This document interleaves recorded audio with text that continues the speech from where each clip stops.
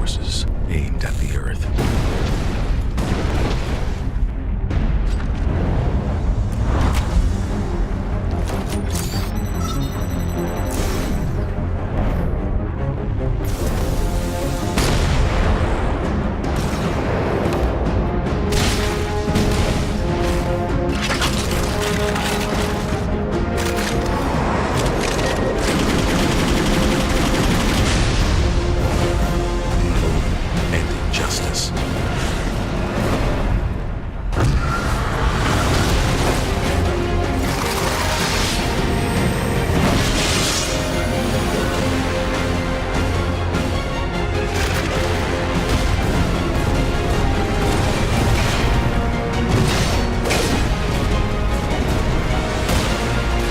Let the glorious battle begin.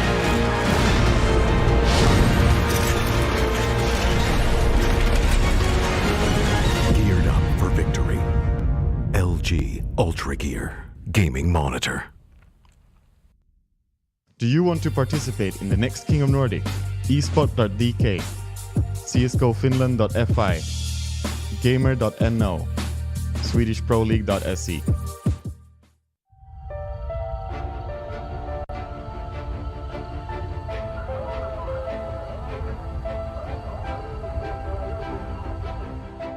Norway, rich in oil, beautiful fjords, and the best tunnels in the world.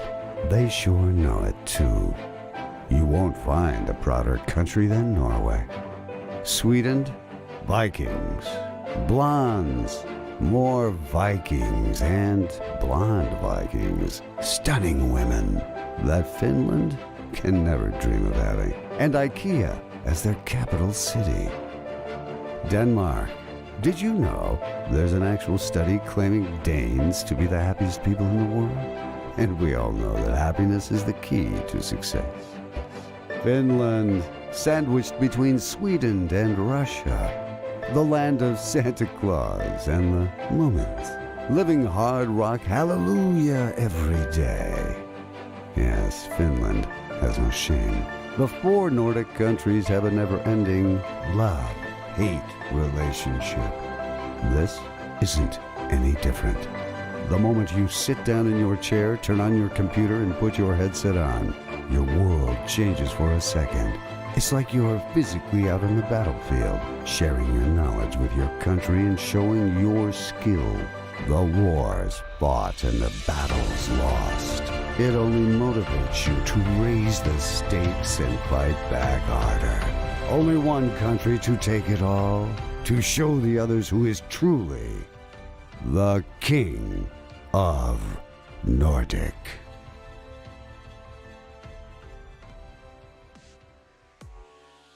All right, welcome back everyone to King of Nordic Season 13, Episode 4. Last week was very thrilling, with Norway claiming the spot on the throne for their 2nd week in a row. Let's see who claims the spot this episode. So without any further ado, let's get this party started.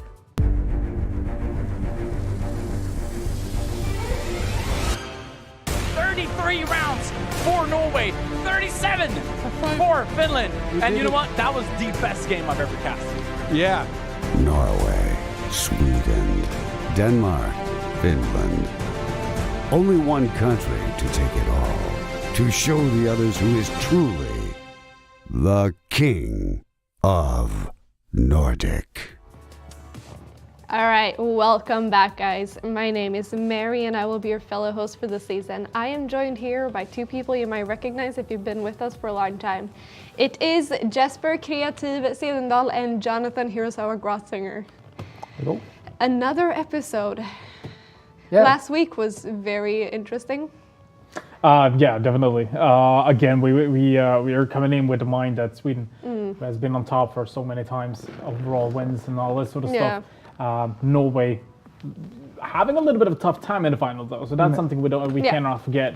But Sweden put up a really good fight. Norway in the end did remain on the throne, and I think they deserve it. I mean, the way that they were playing, and especially with Truth being out of the picture for that map, I think it's very good that they're actually able to adapt to having a new player coming in as well. Yeah. I would see if they manage to do it tonight as well. We have some information about the Norwegian roster, so we're going to discuss it a bit later. But just to bounce back to what you just mentioned, I think like since the beginning of the season, we had very great like Friday evenings overall. We had super great teams coming up. We had like super, very entertaining matches.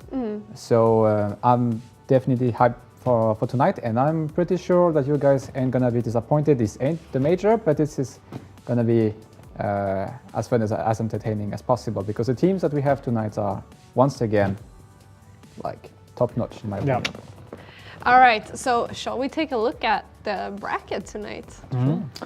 Yeah, indeed. Finland and Denmark is the first teams to battle it off, and we were talking about it before, but this is the 3rd time since the beginning of the King of Nordic, basically. First episode, Finland and Denmark faced off in the first game. The second episode, Denmark was actually on the 2nd spot, but then they was bounced down again. So both Finland and Denmark has not been able to move out from the first game of the evening. So it's both Sweden and Norway. They're really sticking on to their spots, and Sweden is there every single week trying to take down the Norwegians, and so far they're not successful. Yeah, and I think it's important to remember as well how we end up with this kind of situations.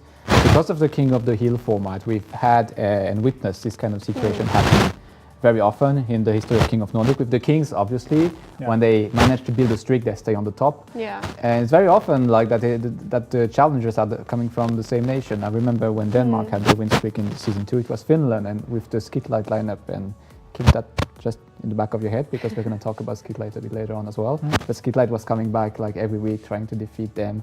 When Sweden was on their super streak in season 6 or 7, when we didn't have that limit, they were also challenged a lot by, it was the Norwegian team, I think it was Norgus. I'm sorry about the pronunciation. Was it but that with Croman and? I think so. And we are in the situation again where we see that Norway on the top this time, with Sweden coming up to challenge them into the final. And there is kind of like a match into the match, if so to speak, and if I can put it like this, between Denmark and Finland to, Norway has been shining this season. Sweden has been on the throne as well for like a week. Yeah. Now it's like Denmark, we want Denmark and Finland to step it up, To step up a little bit. Yeah, exactly. take part of the fight as well. Fun fact about the skit light part that you mentioned. I was doing like a fun thing on Twitter, like your secret crush and all that sort of stuff. Apparently, I think it was skit light wanted to be my what was it? Something with a kiss, like secret kiss or something. He's your secret Yeah, kiss? it basically said skit light wants to take you around the corner and kiss you. So skit light. I mean, I'm down for it.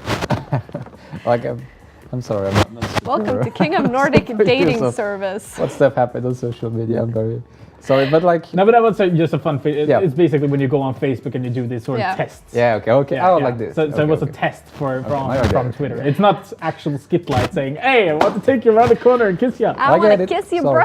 But it was Valentine's Day yesterday, so that's the reason. Yeah. You guys like. Happy Valentine's Day. Happy Valentine's Day. Day after. Yeah, we didn't think about. We could have had like a Valentine's theme on the wall. I'm wearing pink makeup today. I would never wear pink makeup because it's Valentine's Day. Yeah, same here actually. Or it's not Valentine's Day anymore.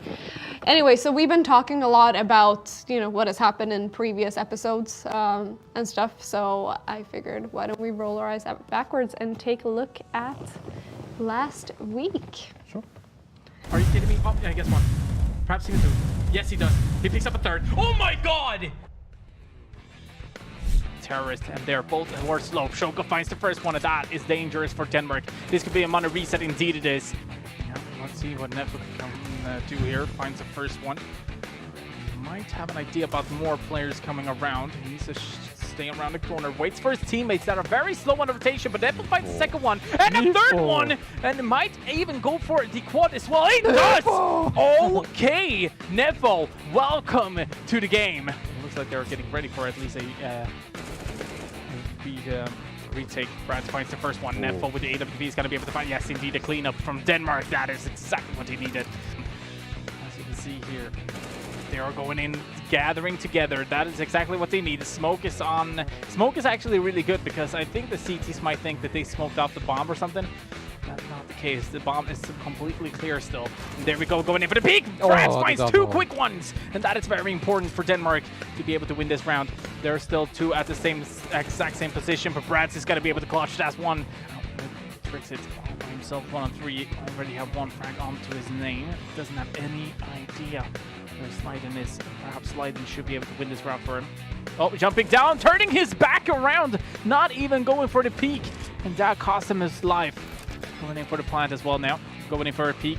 Oh, okay. Survived that barely. But with 30 seconds left, he has managed to get the bomb plant. Also smoking off. That smoke can give him the space he needs to exactly find Krillin. Now that leaves him, he knows he's against that AVP.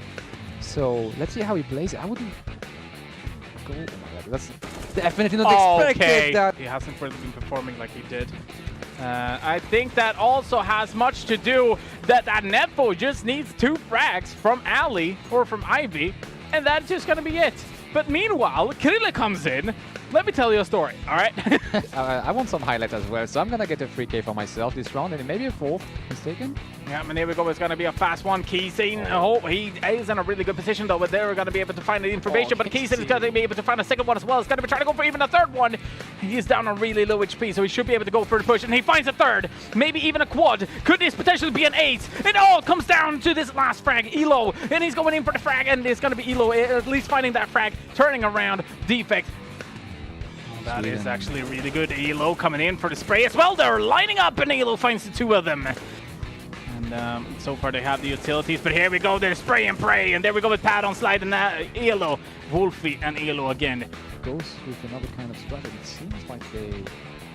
Oh yes, yes, yes! We get to see it. We get to see it. She's is not going to be enough. He's going to be all by himself on the sides. Well, he doesn't really have any backup just yet.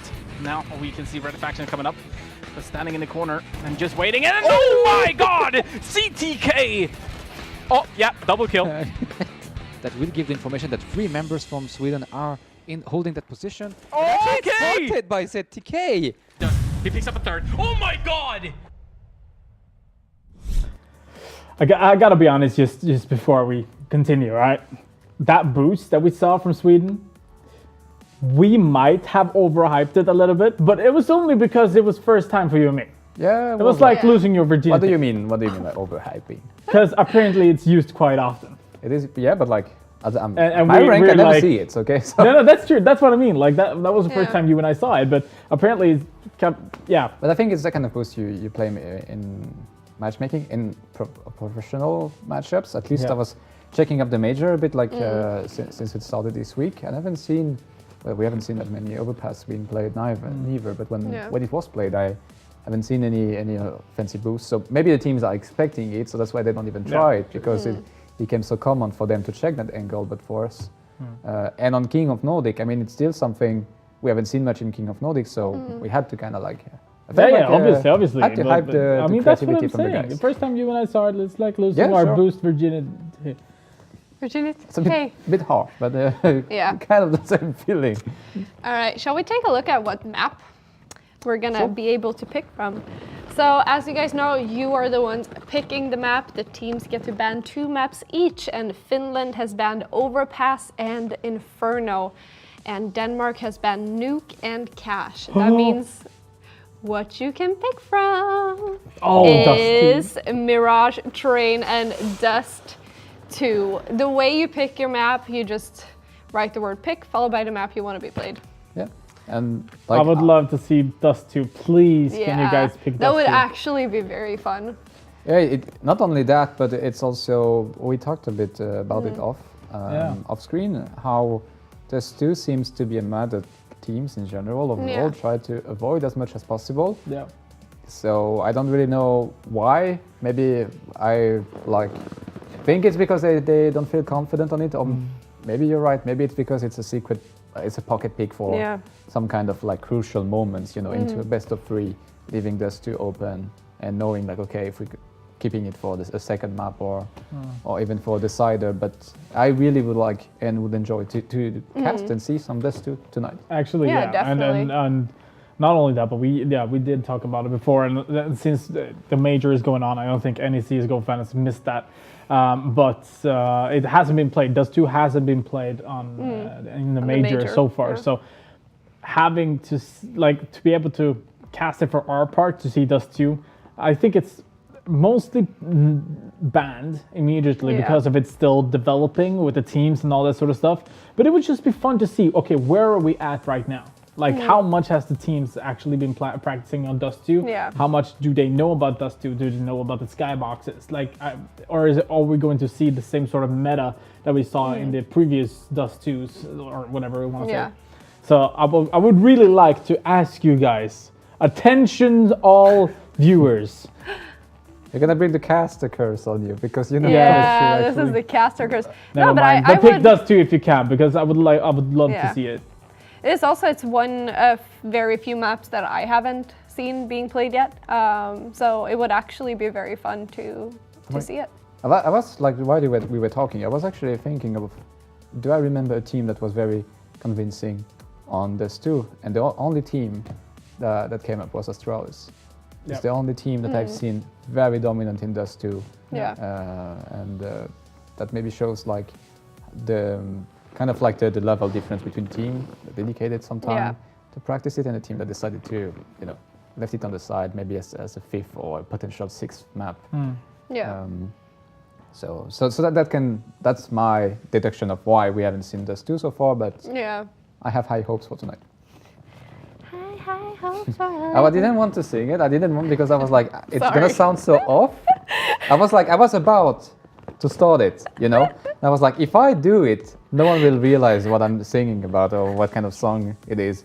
But I'm happy you did it. So If you guys want to hear Jonathan sing, you should really tweet to hashtag King of Nordic. If we get or more not than two tweets. tweets Or about not Jonathan tweets. singing, Jonathan will have a solo where he sings High Hopes. Okay, if we get like, let's put the bar. If we get like 10 tweets, I'd say, yeah, okay, sure. okay, 10 then we tweets. set up a karaoke station for next week, where we all sing it all together. Okay. Hello? How did I get dragged into this? I tried started to I sing tried it. to be Okay, sneaky 10, there. 10 tweets before next week, and Jonathan. Not for this show. It's only for the show. Like it doesn't count if Yeah. they tweet afterwards. So tonight, like, No. Make Jonathan Like sing. before Friday next week. okay, whatever. Let's decide the rules like maybe later on and like. I would say 10 this tweets. episode. This episode. Okay, this episode. And for the next one, we'll do another challenge. Then back. Jonathan will have karaoke night. That would be actually pretty fun if you guys I could promise we tweet. do it if we get it. I mean, if you want to waste one tweet, so you can have double purpose to it. First, if you send a tweet, that would count as one tweet. But in your tweet, you can actually say what we should do for the next challenge. Yeah, that actually could be fun. It's all about like here at King of Nordic, like we've been mentioning like so many times, what's important is to give you guys and girls obviously the power to decide what have an impact on the show, have an impact on the maps, have an impact on what Now you have an want, and I impact on think us. Have an Like- impact on Jonathan. have a direct impact on my life. Jesper? Yeah, absolutely. Ostmalin, if anyone gets an ace tonight, Kreativ of course has to sing his favorite song, hit or miss. No. Okay. No, but like, no. That's one tweet out of 10. That is one tweet, That is one tweet. but it's a challenge for the next episode. Yeah. Yeah, but it still counts as a tweet towards Jonathan. Yeah, singing. absolutely. So Ostmalin, keep on tweeting. I mean, you could just send 9 more. It has to be 10 different tweets. with 10 Oh, different yeah, different letters Okay, in the tweet. Yeah, definitely. different. No, but yeah, it has to be 10. Like I can tweet 10 times and then. Yeah, because otherwise we're gonna have like sneaky people tweeting like 9 times. Like I'm 9 gonna different- create. It's fine. I'm gonna create 9 accounts. Yeah, and I'm gonna exactly. tweet from all of them. It's fine. We'll have Jonathan singing by the end of next week. But I can't sing that because it's a dead meme. What? The what? The song hit or miss. Oh, was that a Oh. song? I thought Yes. it was Yeah, you just got- the you- expression. Now I got hit the or reference. reference. They hit Sorry, or guys. miss. I didn't get it. It's a dead meme. yeah. Yeah. It is. Okay. So it's a dead meme. Sorry. PewDiePie talked about it, so it's dead. Anyway, That was so dramatic, man. It's true. So dramatic for me. And also, like, do your part. Subscribe to I PewDiePie. was waiting for the sad, the funeral song in my ears right now because it sounded so. Do your part. Sub your to part. PewDiePie. Rip to all the dead memes. all right. So as you guys know, we do have MVP polls Yep. in our lives and in our shows. So after each game, we nominate 3 MVPs. The one who wins goes to a bigger MVP poll, and we do have a winner from last week. Jesper. Hurray! With 72% of the votes. It's not Yeah. not even close. Not even close. Britt Gnu would have no chance of that. Britt Gnu would have all the chances. If you guys want to nominate me as your MVP, you can just hashtag King of Nordic. Britt Gnu. No, but like, All right, moving on. Moving on. no, but just to talk quickly about Harry. I mean, Yeah. he had Yeah. like obviously an amazing Yeah. performance. Definitely. Again, we mentioned it at the end of the show. I think just before we closed it out last week that every single Norwegian player in the lineup had been able to like land crucial headshots, land like crucial double kills as well. At some points, all of the individualities have been performing, and on top of that, they also performed like as a team.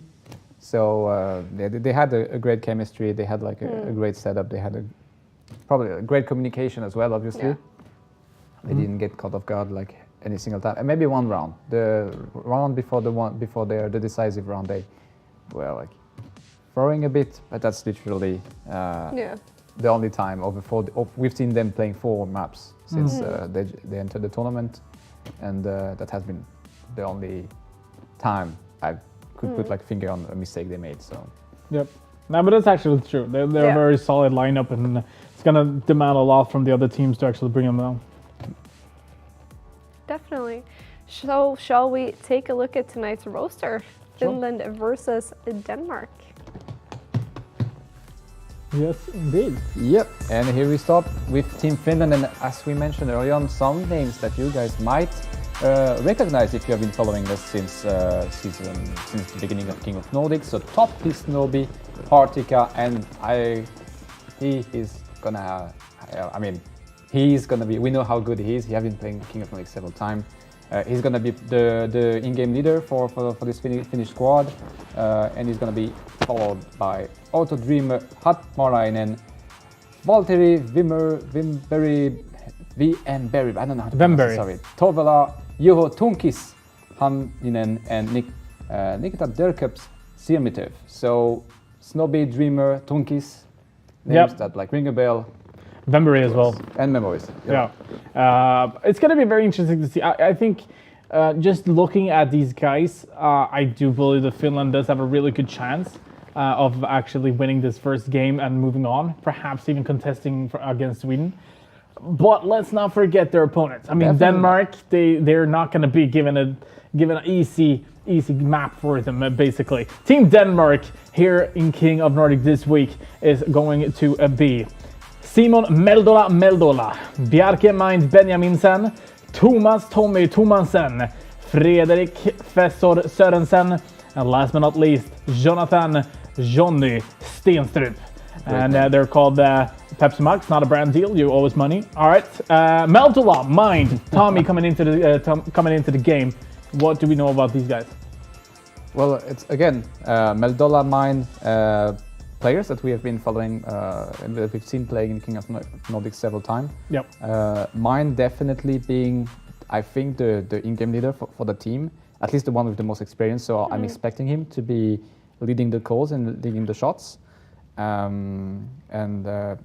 Like two players that we love to have in our tournament that have been performing in the past. I think they have been on the throne as well. Once definitely. Each. Not only that, but Mind has been performing out of King of Nordic as also, well. Obviously. He was doing it a lot on HLTV as well. So it's going to be very interesting. We do have more players that we recognize in Finland, but at the same time, we have some pretty strong members of Denmark. And since we don't know a lot about the three extra members that we didn't mention at this point, except for when I read it out, it's going to be very interesting to see, because Mind is not a guy who just picks random teams together. I think he's very he's not picky. I wouldn't say that, but if it feels good to play with the one guy, I mean, just bring him in, try the King of Nordic. I mean, that's what we like to do, basically. So that's what the tournament is like. Exactly. For as well. Yeah. So we would like to just bring it up and highlight them. So hopefully this is going to be our first great map, and all depending on the map as well. Obviously, so far it looks like Mirage, but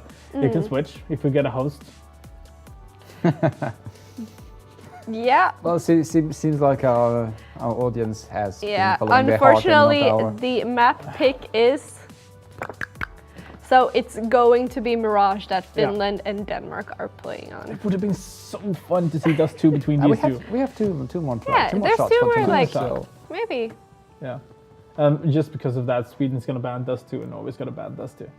Yeah, but like we know for a fact that they don't really follow the show because they don't want to have to put too much pressure on themselves. Like most of the teams, they have been honest about it, and they told us that like when we watch the other teams playing, it's putting too much pressure, and then we start overthinking, and like you don't have time. I saw them going towards B with that guy, and then we know they're gonna be going A. No, but like you're like it. What actually I think it was Zen back in the days who told me I don't watch it because there is not enough time between the maps anyway to come up with new like plan. And so it's better to focus on what we know, what we do well, than trying a last minute change or strategy, and because also, that can backfire heavily. Exactly, and not only that, but we do have a lot of like crazy good players that actually learn throughout the game. So I think it's a good thing to actually have and know that you can come up with ideas during a game, even though you're down 5-0. I mean, you can come up with new ideas and make sure you bring that back, and that is basically what we like to see as well, the great comebacks. Yeah. So it's gonna also, be okay. like what I feel like with watching your opponents is that you change your play style completely depending on who you're up against, which is not always a good thing because it's the same with like checking people's ranks or checking people's stats like from before when you go into like a solo queue game. So. No, but Yeah. I agree, because when you see a team being offensive, very offensive, you perhaps want to play a little bit more defensive. All of a Exactly. sudden, your opponents play defensive instead. And in that situation, you're like, they should be pushing, and now it's only 30 Yeah, seconds you left. get What should we scared, do? you know? Like, okay, we need to go towards the site, and they're just pushing, going down. So it's actually a really good idea. All right, so we know all the information that we need to know to make our predictions. Ladies Jesper, first. you want to take it away? Now, ladies first. You start this one, I'm gonna start the second Okay. map, and you start Yeah, the third one, okay? Oh, Okay, third one, finally, this is yeah. fair. All right, so that's not fair because I've seen the other teams play. I've never seen No, these two you haven't teams seen play. Sweden playing. No, that's actually true. I've Yeah. only seen Norway play. Anyway, so I am the newest to King of Nordic, which means I actually don't know a lot about these players because I haven't followed it for 13 seasons like Jonathan and Jesper has. So I'm going in blind. I'm going with feeling. I think it's going to be 16-10 to Finland. And obviously she doesn't mention at all that we talked about this off camera before the show, and that we made predictions with had Jesper, and that she overheard what we predicted.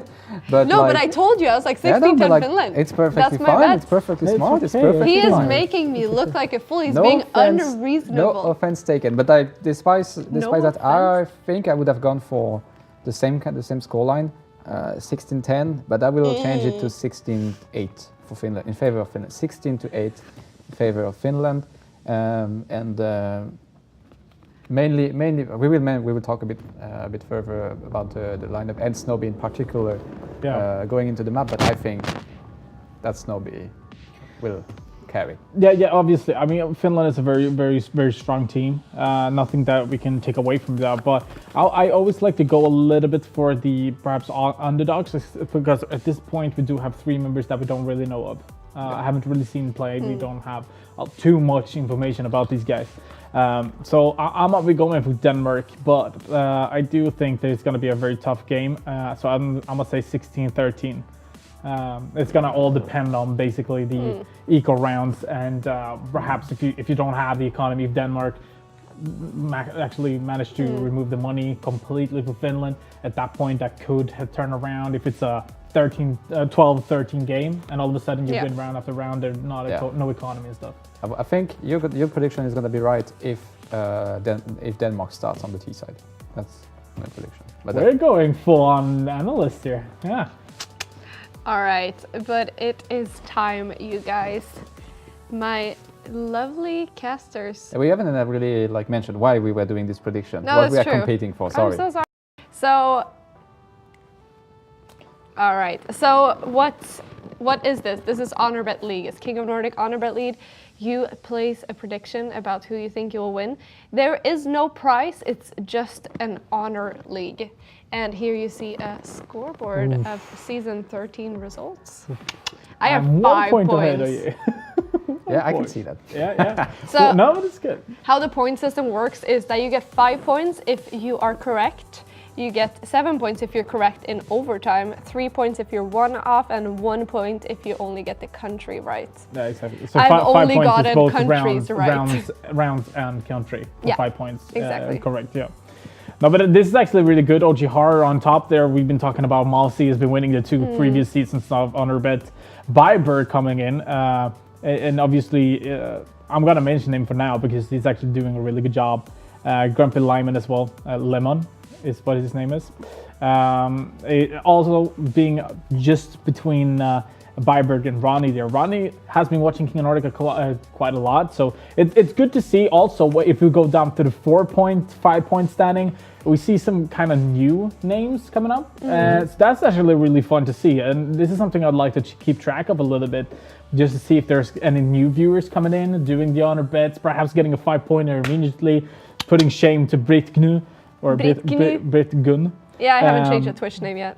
Yeah, indeed. So now though, it's the real fight is between Creative, of course, and Hiro_Sava, because that's. I made a prediction. I made a week. Do you prediction remember- as well. Do you remember last week what I said?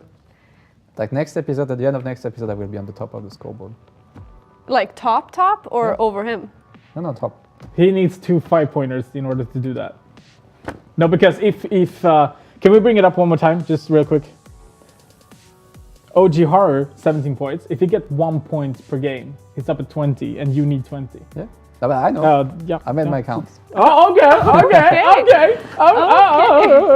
But we'll see. Like, and as you like you mentioned, this is a league open to everyone. Whoever wants to participate is welcome. Yeah. We do this for fun and for you guys, for Fun ourselves and as honor. well. Time to cast. All right, so I'm gonna send these two back to their A lovely desk, a lovely Lovely area desk. where it's very cozy and very warm and very welcoming. It's and not very warm. It's very cold, but I'm always cold, so maybe that's why.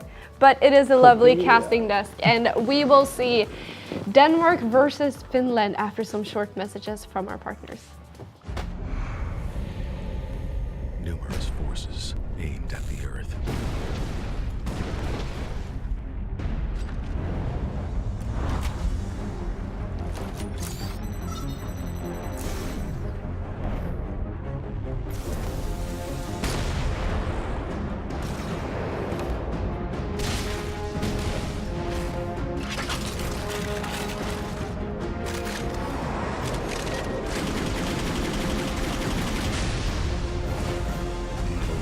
And injustice.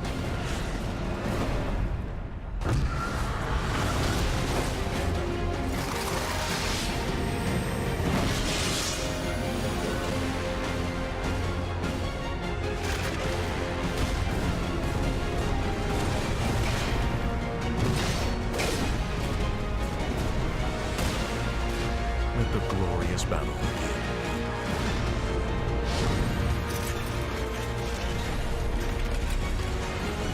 Geared up for victory. LG Ultra Gear Gaming Monitor. Do you want to participate in the next King of Nordic? esport.dk, csgofinland.fi, gamer.no, swedishproleague.se.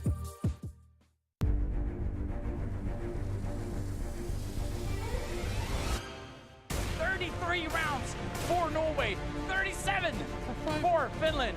And you know what? That was the best game I've ever cast. Yeah.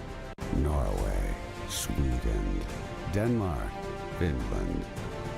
Only one country to take it all. To show the others who is truly the King of Nordic.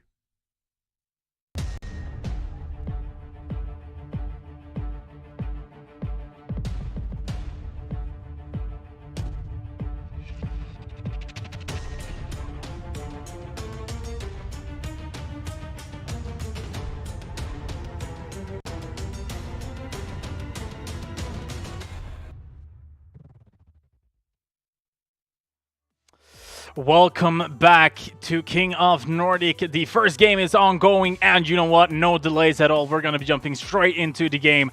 We are talking about Mirage. What is Mirage, and why is it important to take mid? Oh, what is Mirage? I mean, I'm not gonna try to explain to you guys what Mirage is. I think it's a map that all CS fans know pretty much. Even rookies know. It's probably one of the first maps to start on, I think. Yeah. Because the map is fun to play, kind of easy to understand. I mean, it's not like train overpass where you have different angles. The angles are quite wild. A great map, definitely.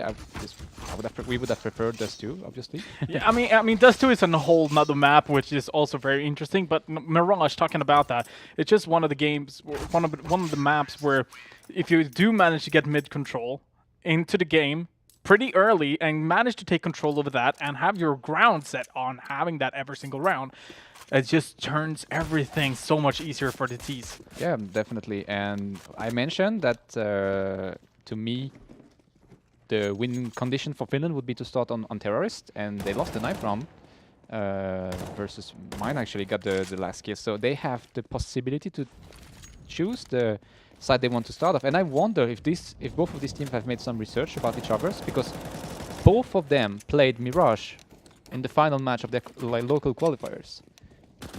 So Denmark and Finland in the final of the Danish and Finnish qualifier played on Mirage.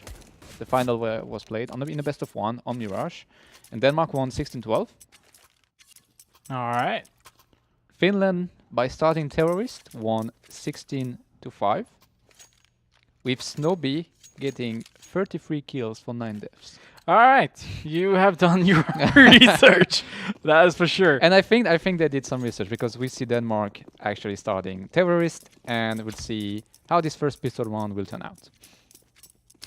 Yeah, I'm starting off with 3 CTs towards the B side as well, so they're ready just in case there's going to be a push. But Johnny here in mid, he has been doing his work as well. He is letting them through, but he does manage to get information about it before he's going to be going down. Dreamer gets the opening, Vembury. So it's going to be open up towards Mind. Not much we can see Finland do here on the CT side as well. Denmark on the CT side. It's actually, never mind, it's actually Finland on Terrorist and yes. Denmark. Yeah, we need to switch a route. Herd issue, but we've seen Finland playing exactly like we expect them to play, take heavy mid control, transferring directly into connector, taking the site, locking down the position. Snowbee was covering from Palace. There was one guy Rem covering the jungle entrance. Not much like Denmark could have done. As soon as the defender on the window got like fragged, they basically lost control of the pace of the round. So very convincing and first round for Finland. But 2 scouts by Johnny and Fesser, and they're gonna take the mid lane together. Oh, the TK coming from Fesser. Yeah, that is not going to be a good start for Denmark, obviously. Fesser still continuing with the scout, but so far, I mean, Finland just taking control in mid. Again, we've been talking about it, but they also have the weaponry. That's something we don't see Denmark actually having at this point. Only 5-7s, perhaps good to get a 1 frag here. But still, getting that weapon is going to be tough. He does manage to get a second one before it's going to be going down, but still, it's a lot of... he didn't have a lot to work with the 5-7 as well. And the team frag in the beginning, I'm not sure if that's the way to want to head. No, but definitely not. But I was about to mention how I thought that was smart to just buy the 2 scouts and like take that line mid and try to control that area. Because obviously, in general, you can expect a scout bot in the second round. 2 is very less common. And you don't need, then suddenly you don't have to go for the headshot to really get the kill on the T. Like you can just land 2 body shots and that would kill the terrorist that tries to outpick you from that mid entrance. While Derkep's got actually very aggressive, a bit of disrespect, but Tuckles is there with the AVP on connector. 4v4 to negotiate for 4v3 now for Finland. It seems like They still didn't have a lot of weapon use. They do have the scout there on mine, though. He's been able to at least tag one of the members. But now, this is where we are going to have it more interesting, obviously. This is where we're going to be seeing Denmark buying up. They do have full money, so they can buy whatever they want, basically. So let's just see if that's going to be... yes, indeed, we do see AWP on Johnny. 3 AUGs, and that is again... A lot of practice needs to go into the AUG, even though we don't think that. But a lot of practice needs to go into because it's a tough weapon to actually use. Yeah, especially since that weapon has been out of the picture for so long, you need to practice. But I guess that's all. It's quite of it's easier to start like learning the AUG than learning the AVP. Yeah, for sure. You see Johnny being very calm and very convincing shot from him, getting the entry on Snowbee, which is definitely crucial for this Danish. I think the key for Denmark is to control Snowbee, in my opinion. Yeah, and the question is how they're going to be doing that. So far, they're just setting up. We've seen like Finland's play style in action the first 3 rounds. I mean, the last one got won without even planting the bomb. They just went for all the kills possible, just went for the hunt, and that's what I expect from this Finnish lineup. But now that Snowbee is out of the picture, we can see them trying to slow down the pace. Let's see how it works out for them. Nope. They have one member up on towards short. Derkups is there. Vembury is going to be the one holding short. And we do have Fesser there with an AUG as well. Smoking off window. So far, no action yet. 40 seconds. A Molotov into connector. Obviously, that is going to be delaying the terrorists to push in towards the A site. But it looks like they're going to be heading towards B. And Meldola is going to be there. Dreamer been taking a little bit of damage here. Fesser still holding a really good angle here towards the B side and should be able to open up with 1 frag. Yes, he does. Fesser now has the information, gives the rest of the teammate, but take a look at this. There are already 3 CTs in sight. Tunkis will be able to open up one. Dreamer comes up from behind, will be able to get at least one of the frags, but it's not going to be enough. And we do see Denmark saving up the AWP, with Johnny getting a triple kill for this round. Yeah, like very well played from Johnny.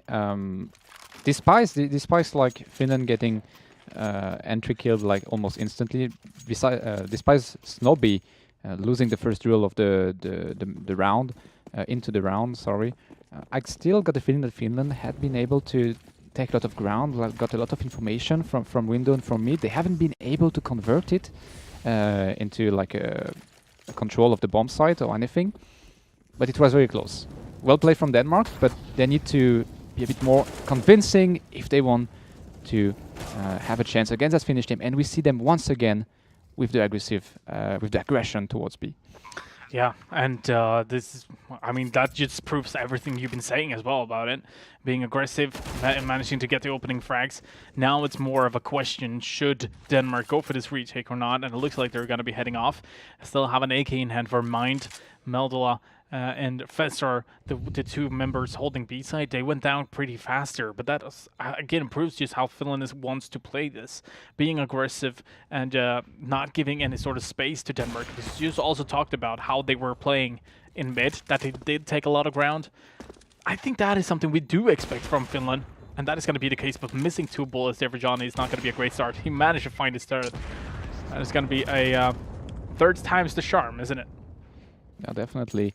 So the 4th round for Finland here. I think Finland could have saved 2 extra AKs. I think that they kind of went for some kind of a hunt, but they didn't dedicate all their resources into it. So 2 of their members got off-picked, but no big damage. They still had the economy. It's still a full buy for them with a lot of utilities. While we have like a UMP on Medola and only 2 smokes in Denmark's inventory right now, so it might be hard to contest any execution from Finland at this point. Yeah, and it all depends also on how many they're going to be placing on the site right now. Johnny does have a good scope, but he's missing the bullet. He does get a second chance and gets the trade. Good response there. Derkeps comes in though from stairs. He has his teammates just all around him. Mind is going to be the one member that is closest to the action. He's going to be going out for at least 1 frag. Yes, he does find someone, but he also has information about the second one. So he does have information about Derkeps being towards slow. I'm not sure if he has any information about Tunkis. Also Dreamers towards CT spawn. So this is where Finland needs to come together and being able to open up or actually get these frags that are very crucial. Yeah, unfortunately, Denmark decided to go for the stack towards jungle and stairs. That didn't quite pay off because they all 3 got spotted from by the terrorist that was holding ramp or palace. Meldola will lose his UMP as well. Let's see if Mind can save his AK in this situation. It's gonna be tight. They're gonna wait for the timer. No, actually, the Molotov was a bit too long from Dreamer, and he's gonna decide not to try to pick him off. So it's an AK saved for Denmark. Let's see like the positive things or all the positive things in this round. They saved an AK. It's not nothing. No, definitely. I mean, that is something, but at this point, they need to find some sort of way that how they would like to play this. Mind is going to be going aggressive towards short, so he's going to be in a really good position. That's actually really good. And take a look at this. Johnny's going to be able to open up things with Snobby going down with a USP there. The Molotov is obviously going to prevent Johnny from being able to go out for another peek. But that could have been very, very dangerous for Finland, especially with having Mind in a really good position like that so quickly as well. If we weren't to go around, for example, that would have been crazy. But again, Johnny finds a second frag with a USP. This is actually a round I would say Denmark is doing really well on. Just even here in the beginning, because right now they do know about the weapons in mid. We do have Meldola being the closest to mid, so perhaps he's going to be picking up an AK. They are going to have a 2 versus 3 with the weapons, but also 2 with USPs, or at least 1 with Deagle, 1 USP. Yeah, and I think it's the first time we see Denmark reading the game the plan, the round strategy from Finland. Oh, that's good. No, you gotta be shitting me. Okay, he goes for the knife, Tommy. Yes. Oh, he gets the AK and he manages to go out away. of it. This is actually really good right now. They do have 2 AKs, but Tommy's going to be a little bit impatient, and he goes out before he does have his teammate on the spot. There we go, though. Meldola from long distance with a USP finds 1 frag, uses the Deagle, and that's going to be a round for Denmark all of a sudden. And we just mentioned like how that AK was crucial. We just tried to find the positive in previous round and see how much damage this AK has been dealing to this round. Despite Johnny, I think Johnny got like two kills all by himself with the USP. That should not have happened. But overall, it's the first very convincing round from Denmark in like reading the game plan from Finland. Oh, double Molotov, double incendiary on ramp. I think it's a bit of a waste. Yeah, but going back to the point that you were talking about reading the... yeah, it was the first time they read the game plan from Finland, and you know they understood. Okay, they did the smoke, they put some smoke, but they are not afraid of like pushing inside the smoke, so they just nade the hell out of it, and it worked out for them. So yeah, not only that, but if they can manage to start reading Finland like they're doing that right now, I think that could be very dangerous for Finland because they would like to go aggressive. But now we've seen, I think it's at least 2 rounds in a row, we see Finland try to go a little bit more patient, trying not to go aggressive, but just not working out. I think the playstyle that Finland has is to go aggressive. Now, though, with Vemberg all by himself, he finds the first one, try to go in for the second one as well, spraying and praying with the deagle, finds the frag. 1 on 3. If he can have a little bit of luck on his side, he would be able to clutch that, but it's a long fetch catch, basically. With 3 to 5 in the scoreline, Finland will be able to buy up for this round. Tunkis is going to be picking up the AWP. Again, are we going to see it fast finish execute now? That's the question. They do have 5 smokes. They do have some flashes and a Molotov as well. It comes down again to like stay true to your playstyle, I think. It had been working out for Finland early on in this map. I think it can still work out, but they need to find diverse way of setting it up. You know, you can't obviously go for the same kind of execution all the time. This time, Derkeps has been trying to take control of underpass. It didn't quite work out because Mind was there covering from the connector side. So stay true to your playstyle, yes, but bring some diversity and creativity into it. Yeah, because this is something also. This is the second round in a row. We see Denmark getting the first frag pretty early into the round. Last time it was Johnny with the USP long distance as well. There we go with Mind finding first. Yes, a second one as well. This is not going the way of Finland. And so far, we do have Snobby and Tonkus obviously being alive. Tonkus with AWP doesn't have anyone to back him up, and he has the AWP in mid as well.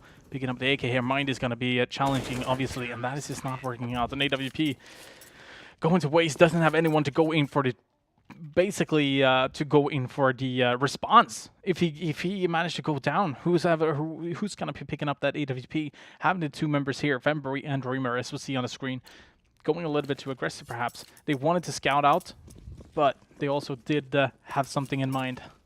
Oh, I see what you did there. Yes! But like, yeah, Finland just went for this exact same play they went for on the 3rd round, I think. I think it was the 3rd round when they took control of that mid and got the push through connector, but this time one with his great positioning, great read as well, getting two easy frags for himself. And now Snobby has been able to push towards the round, but he's a bit stuck over there around Tetris. And Tommy it should be a clean kill for him, and exactly what happened. Wow, really good defense coming in from Denmark, even though they're just against pistols. It's very important to get this one down. Johnny picking up 2 quick frags. Tommy as well, and Mind finishing off the last one. Really good defense. If you go with it, again, it was against pistol, upgraded pistols, but still, if that can prove something, that they do manage to go in for the first frag, they do have someone to back them up. I mean, in the weapon rounds, that is going to be crucial. But definitely, and we saw Denmark had an eco like 3 rounds ago, and they won it. So, like, as much as eco means usually should be won by the team that has all the weaponry, you still need to respect your enemy. You still need to do the job. You know, like use your stuff, like shut down the line, shut down the angle, hunt for the information. And Denmark did it very cleanly, very smoothly. 5 kills to 0. Great execution. Yeah. Now, though, we did see Tommy getting some information from Slope, so he's deciding to fall back. And there is going to be an execute towards the A side here. Let's see how that's going to be panning out. You can see immediately Denmark responds with their nades as well. Smoking off Palace, for example. Now, though, it's working out for Finland, finally getting the 2 entry frags they need in order to get in towards the side. But, oh my god, it lines up! Fessor, yes, he's going to be able to get the first one. Perhaps even will be having vision on the second one. Or is it going to be Johnny? It's Johnny! And Snobby Dreamer will be able to go in for the respawns again here. Fessor all by himself, not being able to do any damage with a grenade. And there we go with Finland being back on the board. Still just having 2 members going down, but they also had Dreamer and Vembury down on very low HP. I would say that was a really good round from Denmark, even though it's just not when they went their way. Yeah, I would say I would join you on that, but it was the first execution, counter execution we saw on this map, and that got won by Finland. So I think this kind of round can have like a very can be very impactful for a team dynamic when you go for a full execution and still go through the defense of the CTs that way. I think that can build like some kind of momentum. Let's see if they capitalize on it this round. I think this round is crucial for the end of the half. Yep. Now, though, pushing towards the B side, and they have been boosted up. Meldal is going to be the only one being able to go in for the defense here. Finds 1, 2, 3. He could perhaps defend the whole side himself, but he's just going to be able to get 3. But that is good enough because now the CTs are pouring in. And the backup from Tunkis, he's far back in the B apps as well. So if he goes down now, the defuse could happen immediately. Dreamer doesn't have anything to answer to this except that Molotov, perhaps. And he's not going in for that just yet. He is waiting. He's not going to be giving them the opportunity to actually go in for the defuse. But the funny thing here is that Johnny, okay, there we go with the, yep. But there's a smoke there. Yep. All right. Well, that is well played from Denmark. Not much Dreamer could do. He didn't see the smoke, obviously. And that Molotov is not going to do any sort of damage. No, definitely. He did the best he could out of the situation. The crucial moment of the round is that moment, that smoke that cuts off the line. And you can see, like, Darkeps, Vembury, and Snowby getting one by one out of that smoke, giving like a clean line, shooting line for Meldola with his M4. Yeah. So a bit of a mistake here from the Finnish side, in my opinion. Yeah, definitely, but there wasn't much they could do about that as well. I mean, you need to get in towards the site somehow. You go in one by one. Perhaps that was a stupid call, but at the same time, you need to have some other way to do it as well. Tommy and Johnny is the 2 guys playing the AWPs now for Denmark. And so far, they have been not letting Finland get in. There we go! My God, with a flick! And that is going to be putting a little bit more pressure onto Finland. Let's see now. The smokes does have a little bit of a gap. Johnny predicts that. Snobby's going to be going straight into his crosshair. Now Dreamer all by himself again. The second time he's going to be all by himself. Perhaps faking going towards the B site, but now he's known. Gets the first kill onto Tommy, but it's still on 1 and 2. He does have a Molotov to use, but he also has the bomb in hand, so he could potentially go for a bomb plant here. The Molotov goes into connector. He won't be able to get the bomb plant down, which is something I don't think Denmark would like to give him. But at the same time, picking up a smoke. This is a really good moment. This could actually be won. Unless he jumps up on the box there. Obviously, Meldola will be able to find a frag. And Dreamer's going to be going down. That's actually Denmark having the lead now. I think for the first time in this game so far. Yeah, and that level of setup is paying off for them with Tommy, getting these aggressive positions early in the rounds towards ramp. We've seen him doing this like already 3 times, and they haven't been able to spot him out right now. We've also seen Finland, like like you mentioned, the gap between the smokes towards jungle and stairs. That's the second time in a row. It didn't pay off for Denmark last time, but this time that gap had been like gave the possibility and room for Denmark to position Tommy, to reposition Tommy in this position after the beginning of the execution. Oh. And that's another B catastrophe. That's disgusting! What a play coming in from Denmark. As soon as they manage to hear 1 smoke, they are throwing 2 Molotovs, doing a massive amount of damage onto Finland. But we do have a guy named Dreamer who is going to give a good response with 2 Deagle headshots. But 1 Deagle against an AWP in a really good angle. It's going to be a tough call, obviously. Yeah. Okay, if there is something we can highlight there is that Denmark obviously has been made better use of the utility so far into that game. We just mentioned the little smoke gap, smoke issues from the Finnish side. Here we see the Molotov dealing like something around 250 damage on the Finnish lineup. So great use of the utilities, great use of the double AWP setup as well. They haven't lost any single AVP for the past 3 rounds, so it's up to Finland now to come up with a way to get some kind of control back in the game, and that's a good way to start it, with Vemberry getting the entry kill on Fesser. Fesser was trying to get a bit aggressive. Johnny Blaze going aggressive as well, didn't expect Dreamer to be already in that position. Also had an AWP in hand. Yeah, he also had like it's a weird spot to be at with your AVP at this time of this moment of the round, but yeah, didn't pay off for him this time, and it's a 5v3 to 200 for Finland. Very, very weird setup here from Denmark, to be honest with you. Maybe they expected an eco. Maybe they didn't like realize that. It's the last round. I'm not sure if there's going to be an eco coming into that, but right now we see Denmark obviously getting the information that there is a push towards the A site, but this is going to be way tougher to actually going for a retake. Obviously, I understand the fact that they would like to go towards the B, trying to get the and a little bit of an upper edge, or whatever you want to call it, towards the B side, just in case they're going to be going there, because that's the site that is most toughest to actually get. But Snobby here, obviously going to be opening things up. Meldala finds a second one, but they still have 2 terrorists towards the CT spawn. Not only that, but they have Dirkups finding in mind. A good response from Meldala, but Dreamer with an AWP. I would say really good first half between these 2 teams.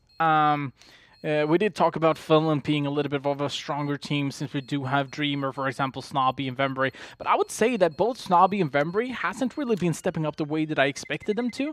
I know that they're great players, but it's going to be... I kind of expected them to come into this game and just dominate immediately. But I would like to say Meldala and Mind, the 2 guys we highlighted in Denmark, they have been performing really well, exactly like we kind of expected. Also goes for Dreamer, obviously, on the Finnish side. But we're going to be having a second half coming up with Denmark being on the terrorist side and Finland on the CT side short after this. Numerous forces aimed at the Earth.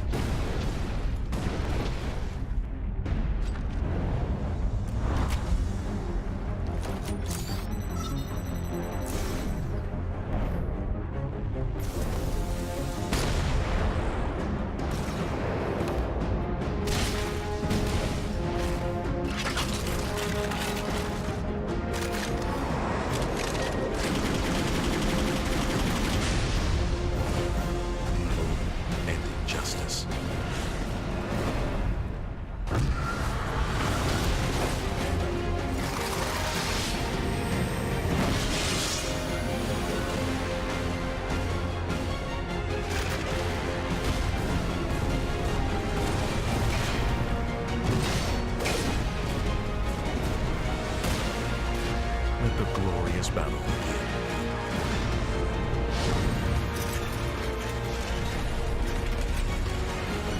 Geared up for victory. LG Ultra Gear Gaming Monitor. Do you want to participate in the next King of Nordic? esport.dk, csgofinland.fi, gamer.no, swedishproleague.se. All right, welcome back. Denmark, Finland has the first half has already been done. Let me throw it over to you here, Savali, real quick. What do you think about the first half? There's definitely like a tighter score line that I was expecting, because I know how Finland likes to play this T side and how they sometimes can lack like structure and organization on the CT side. I might be wrong, but we've seen Snobby and Dreamer playing several times. Actually, both of these players have been participating 15 times in King of Nordic before. And we know that they prefer to be on the T side, but let's see how this turns out. If there is one thing I would like to mention, is like Snobby, Dreamer, Vemerick, they are not afraid they're not getting afraid by long games, because they participated in the longest King of Nordic game in the history, and they won. So if that goes to overtime, I would put like a coin on them. But let's see, it's an A execute from Denmark. Yeah, John is going to be pushing towards the spawn as well, and he does manage to get information, gets the first frag, very important for Denmark, picking up the USP. They have 2 members now towards the seat spawn. I think they were expecting a flash, perhaps. Mind. It's going to be towards short. There we go with Vembury. Open things up. Tunkus is there to help out. Tommy comes up from behind, though, and that leaves Tunkus all by himself. If he can clutch this, Well, that is going to be the question, basically. It's the first time he's playing King of Nordic as well, so he's kind of perhaps not even expecting this to be in this kind of way. But it doesn't matter. Mind has won that one. Sorry, I did talk about the wrong player there. He's been playing 8 matches. Never mind. Yeah, I mean, but like something that I just mentioned, the lack of lack of organization and structure for Finland on the city side, and we saw them stacking 4 members on B, didn't really pay out, and this time it seems like they're gonna stack up middle, try to contest. Tommy and Mine are positioning themselves there. Let's see if it pays out. There's a lot of damage being dealt as well towards Finland with the grenades that has been popping. But not only that, but they do have an aggressive Fezzer on the T side. Tommy and Meldal is going to be opening things up here. Obviously a little bit of damage there. Mind doesn't mind getting Dreamer down.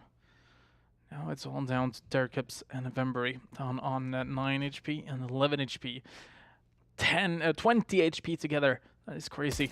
It's not even a bullet, basically, but Derkips shows that. He shows 1 bullet to Johnny, and he eats it. It's not going to be... Interesting here is that Denmark is not actually focusing on getting the bomb right now, which is something I don't like. Vembury gets mine down there as well, so now this is actually a really good round for Finland, I'd say, because they were picking up an AK. They managed to get 3 members of the Finnish lineup down, and the bomb plan should come any second. Obviously, Meldal is just going to be pushing towards the B side with that. Not much more to say. Do you think Vembury should go for this 11 HP AK in hand? No, in this situation, like you should definitely try to save the AK, especially because AK is such a strong weapon. You know, we don't have to remind you guys that like the AK can one-shot even with Kevlar and helmet, while the M4 cannot. So he should definitely try. I think he's gonna try for an exit frag. He knows very well that the bomb went towards B. That's the best he could do, but he needs to be careful because he only has 11 HP to play with. So, and you never really know how much damage you can take from the bomb's explosion. Well, even though I think he should be safe in where he's standing at right now, he's not gonna find any exit frag. Denmark playing it very safely, like not trying to hunt him down, staying together to avoid any kind of bad surprise. So they avoid the bad surprise, but they leave an AK in the end of the Finnish lineup, and that AK should go. No, never mind. It's going to be a full buy from Finland. I thought that maybe they would try to go for. It would make much sense actually to go for third eco. So 4 orcs and an AK to play with, but not a bunch of utilities, unfortunately, on the Finnish side. And having the AK on Vembury also gives a better opportunity for Finland, because he has been playing really well in the previous King of Nordics. Here we go, and he does manage to get the chance, but he's going to be taken down. That is a cast curse, if anything. Fezzer now was the one getting that frag, but he's going to be slowly walking back towards T-spawn, I'd say, because he does have his teammate coming all around the corner. That's going to be Dreamer with an AUG. AUG is a very dangerous weapon, especially in the hands of Dreamer, who is handling this AUG really well. He is showing that, you know what, I don't care what you guys say. I don't care that you have double digits on the stats. I'm going to show what I can do with this AUG, and this could potentially be an ace indeed. Take a look at that. The bomb. Oh, it's going to be close by. Let's see if that's going to be the case. Fezzer is down to 19 HP as well, so Dreamer, let's see if he's going to be able to do this with 4K. He has 4 kills to his name. I even think that they're going to be giving this one away to, as soon as they get the information, they're going to be giving that fast enough to Dreamer, being like, yeah, he's towards slope. I'm not going to shoot. I'm just going to fall back. No, they're actually going for the kill. But that's a 4K for Dreamer, and again, showing why you can do the why you can use the AUG so good. Yeah, and some kind of miscommunication there, because Tommy had actually a great position to play with, because he was already on the side towards, like, just in front of the stair block, and he didn't quite use it in his advantage. It was even surprised by Dreamer, who was holding that city line for so long, and even got 2 kills for himself before that. So probably like some kind of miscommunication or lack of communication on the Danish side. And Derek has decided to go aggressive himself as well this round, getting the first kill of the round for himself and it's a full AUG lineup on the for Finland. We've seen that before in King of Nordic. There was a Danish lineup that went full AUG, full SG on both of the sides. Actually, before the update, when it was Yeah, it was not mainstream at the time. Exactly. It was. We were screaming our lungs out. But they also won with like 16-3 or something on Cobblestone. So obviously it's a good weapon to use, and especially with a 5-man stack. I mean, it's a dangerous weapon for sure. Meldalot and Fezzer is the only two guys that do have AK to his hand. And here we go. Fezzer will be able to get Tunkus down. Now it's 2 AKs versus 4 AUGs. Let me change that to 1 AK versus 4 AUGs. And with 3, actually 2 CTs that are going in aggressive here towards mid with a flash as well. Melto is going to be going down. That was a really, really good round from Finland. And I'm not talking about the AUGs overall. I'm talking about how they completely locked down Denmark in mid. There were nowhere they could go except for T-spawn. And at the same time, just in case they were going to be able to get at least 1 frag in mid, they had Finland did have 1 player pushing B-apps, also pushing A site. So they did manage to get 2 members towards T-spawn, just in case they were going to be pushing or going back. But at this point, though, we are going to see Denmark pushing aggressively towards the A site, and they're going fast enough as well. Just AUGs, man. Just AUGs. I love the sound.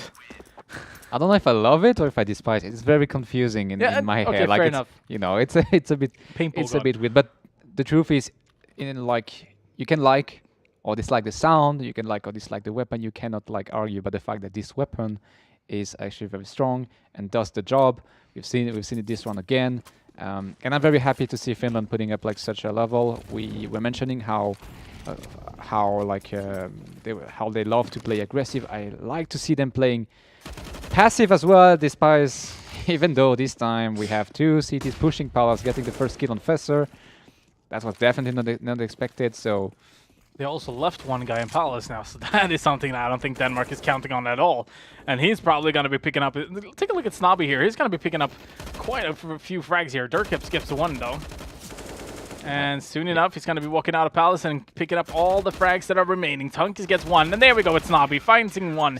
Tunkus as well. That's a good defense. And again, Finland coming up to a double digits, 11 points.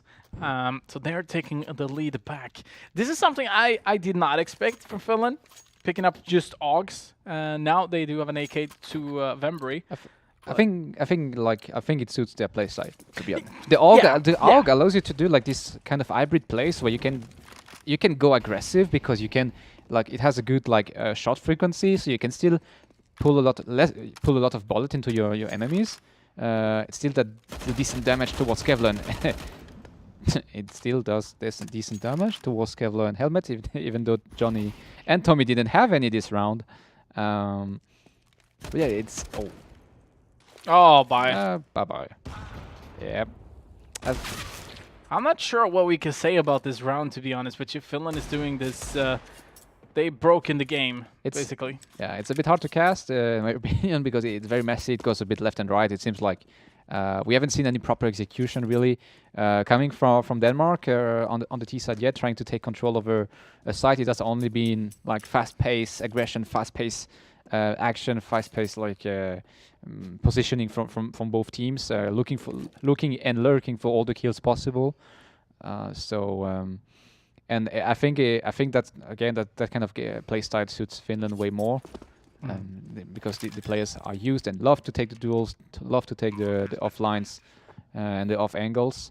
But Mind actually finds the bomb plant, so I don't think he's gonna be able to clutch that. Yeah, like I said. I mean, if it were to be any guy, it must have been Mind. I mean, 60% win rate in clutch situations. I mean, it's pretty hardcore. Yeah, like out of 20 clutch situations that he had, he won 12 of them. So exactly, that's actually pretty good stats. Yep. So unfortunately, we didn't see that round will down a little bit this stat ratio, because he didn't quite get it. Sorry, bro. It was very hard. He had 1 dig to play with, but he got the plant, and that's literally the best he could have gotten out of the last round. And that allows Tommy to play with that AVP. Yeah, so that's crucial. Yeah, but dangerously enough, we do have Vembury and Tunkus on AWP as well. Not only that, but Dreamer going aggressive, finding Mind immediately. This is exactly how Finland wants to play, and they're just destroying Denmark at this point. nothing they can do about it. I'm not sure, but I would like to see Denmark actually going for an execute at that point. They do have the weaponry, they do have all of the utilities they need, yet they're sending 2 members to their death in mid. I understand that they can't predict them going aggressive, but at the same time, you're facing off against Og that has been destroying you every single round. So let's see what can come up here. Meldula and Tommy, AWP and AK do have some utilities to work with. 1 smoke though. That's going to be the dangerous part. There we go. Tommy finding at least one of the frags. Try to go in for a second one as well. It's going to be jumping down, getting a little bit more information, perhaps a little bit more space as well, waiting for his teammate to come around. But they do get the information about one being a little bit behind. Perhaps he could get this first frag. Oh, never mind. Chunk is coming from short. And they have the information about the last member of the terrorists as well, Tommy. And he just runs straight into a crosshair. 13 rounds now for Finland. Not a lot of economy onto Denmark. They will be able to buy up, but it's not enough. Yeah, and I'm not sure if that was really the right call to try to go for, try to get to enter that side for Denmark. We've seen how Johnny and Tommy have been overperforming with that AWP. I think it would have been smarter for them to try to save it. Now they are down to SSG. Yep. And an AK with only 1 flash on Meldola, 1 smoke on Fesser. This doesn't look very good for Denmark for this round. But to be honest with you, I mean, Finland is doing a really good job, though. I mean, using the AUGs for their advantage. There we go, Johnny being able to get the first frag here. And we do have Snobby standing in the connector. So they need to get him out some sort of way. They need to get a flash out. And there we go, but Tommy is fast with that SG. And he shows that, you know what, you can play the AUG. Absolutely no problem. I'll pick this one up and I'll show you what I can do. With the terrorist one version of the AUG. Dreamer gets mined down.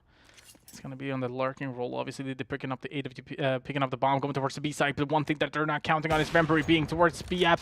But this is something that Vembury's not counting on is Fesser being on site already. Dirkups, they have the information about 1 member being towards short, so they could perhaps smoke it off. Yes, but that smoke is going to be a little bit too late. But it's going to be at least a good response there from Fesser. Now, Dreamer has been doing this before. He's been picking up 4 members with this AUG. Now with this 1 on 2, that is going to be tough though, especially with the cross angle like this. Yeah, like nothing really could have done in this situation. Like if you don't predict that, if you don't pre-shot that angle, you're almost 90% of the situation. You're not gonna survive it. So well played from Denmark, finding like a way to slow down Finland and to kind of like catch them at their own game, basically. No. But despite the win, it's still not a lot of utilities in the inventory, but they decide to go for a fast aggression mid. Oh, it's actually going to be Dirkups getting that win in that duel, even though Tommy was ready with the AUG. Perhaps we should have played SG instead. But now it's going to be interesting. Let's take a look at Snobby real quick, if he's holding slope, because in that case, we do have Johnny going out from Palace. Looks like he's in slope at this point, yes, but oh, never mind. Yeah, but at this point, Dreamer seems like a final AUG boss, you know? Yeah. That the feeling I get from Dreamer into this game is like, you know, it doesn't matter how well you play, you're gonna have to find a way to defeat that AUG boss at some point. Yeah, and the boost is not working out either. I think it's very tough for Denmark at this point, trying to even figure out what they could do. Because at this point, yep, long distance shots again, not a problem for Dreamer, the boss of AUG. And now it's all down to Fesser with an AK in hand. I mean, he could definitely try to challenge them 1 by 1, but he needs to figure out a way to challenge these guys 1 by 1. And as you see, as soon as they get the information, he's mid. He's probably perhaps going towards the T-spawn or something. They do have a member called Vembury being hidden right now into B app, so just in case he's going to be going towards B, he's going to have everything under control. Meanwhile, Dreamer pushing a little bit, standing in, going up now to Palace. They do have Dirkups in the spawn as well. And here we go, they get the information, they get the sound, but it's going to be Fesser getting the first kill, but it's down on very low speed, not looking to spawn, and that's going to be 14 rounds for Finland. Wow, this is not an easy task for Denmark. No, and it seems that they are a bit clueless how to approach the sides right now. We haven't seen, like we've said it like several times, but we haven't really seen any proper execution coming from them. They didn't have, like, to the defense, they didn't have much utilities to play with the previous 3-4 rounds. But maybe maybe they should have tried to stack up some gold and try to save, and then Snowby going with the P. The potato bullet 90, getting a kill on Fesser. Like, what do you want to do? Like, you have two CTs pushing towards that B apartment. Like, Johnny and Tommy, like Medola right now, sorry, is completely locked down. Johnny Blaze got dunked in the stair towards in the staircase, leaving Meldola and Tommy all by themselves with one flash and one incendiary to play with against 4. Super hungry, Finnish player. Overly equipped. Yeah, I definitely agree with that. They have more than they need. They only need the Augs, basically. But here we go. Let's see what they can do. Meldola is going to be having his Deagle out instead of the P90. I do understand that's perhaps. There we go with one spray down. Thurkips is just going to be falling down instead of going out. And he's going to be able to get Tommy as well. That is going to be match point for Finland. And I'm not sure really what to say about it. It's just going to be on the AUG games is basically what's happening here. And it's destroying Denmark mentally. I kind of feel like why are they playing the AUG all the time? Like, get a life, pick up an M4, pick up an SMG if you need one. I don't care. Just don't play the AUG. Yeah, but this time they're going to have to face 2 AVPs and 1 AK at least. So if they lose that round, they will feel like, okay, we lost against... At least we lost against AVPs. No, but like Finland has made the best use of these AUGs, and now Tunkis is going over the timing. Oh my god, Johnny Blade didn't quite realize it was an enemy. I think he spotted him first. Yeah. Didn't expect like Tunkis to be that advanced on the mid side of the map. Snowberry is gonna get contested, however, but it's 2v4. Remember is coming from the back, getting the easy 2 kills, easy 2k, and 16 to 11 for Finland. Very like, I mean, it's the AUGs. That's the thing. We are now renaming these guys to Augland. Augland. No, but like at the same time, like we've mentioned several times how we felt like what was our feeling about this weapon. But when you have a team like Finland using it in the best, in the maximum of its capacities, yeah, like the way they do, and we've seen Denmark completely clueless on the T side how to cut the lines, how to like just to smoke off or flash off these AUGs. Cut the line. They haven't been able to really proper execute it. So in the end, Finland took the best. Yeah, but I mean, with the AUGs, you have such a little, like, you don't have much, you don't need much space to peek at. Yeah. Because the AUG going straight like AF. Yeah. It's really easy. Yeah, the first 2 use. bullets, there is barely no recoil on it. Exactly. So I mean, it's really tough, especially when you're just clicking a little bit back and forth. 1 bullet, 3 bullets, 1 bullet, 2 bullets. It's a good weapon. I don't think it's an OP weapon though. Like I personally think it's an okay, maybe like medium plus, you know, I mean, average plus weapon. But there are ways, like it's like an AVP, a small AVP, or like a scout. There are ways that shoots like to crazy. shut them off, you know. That shoots better than an AK. Yeah, true, maybe. That's a thing. It's a very good AVP. It deals less damage as well. So yeah, that's true. But there are ways to cut them off guard, and in close range it's very hard to aim also with the AUG and land the shots, but Denmark hasn't been able to put themselves in this situation and to force this situation on Finland. Finland has basically been ruling the second half of the map, deciding what to do, where to go, and how to go. Yeah, exactly. Playing their playstyle. Exactly, and that also means that we need to find an MVP for this game. So is it going to be Dreamer, Snobby, or is it going to be Mind that is going to be your preferable, I'm Swedish. Your preference. Thank you. Your MVP. Well, then it's just type MVP A, MVP B, or MVP C in the chat, and we're gonna announce it when we're back with Mary as well. Now, though, we are gonna be taking a short break. When we are back, we're gonna see Augland versus Sweden in the semifinals, or the round 2, basically. So we're gonna be right back.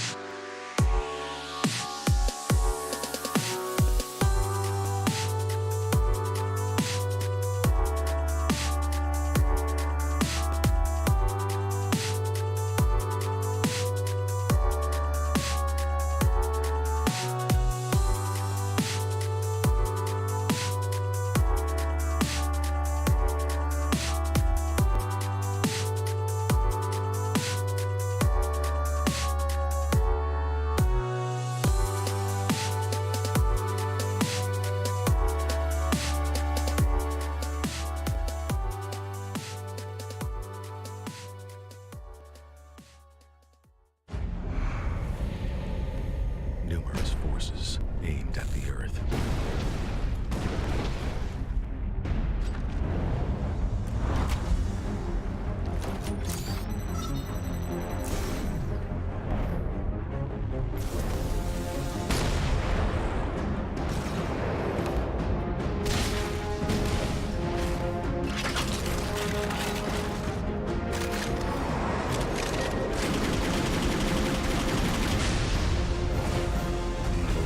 And injustice.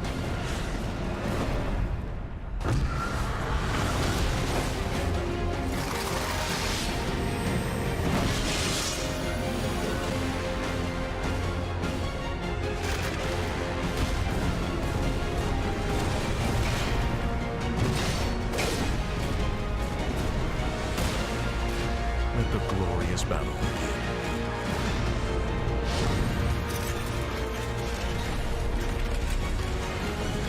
Geared up for victory. LG Ultra Gear Gaming Monitor. Do you want to participate in the next King of Nordic?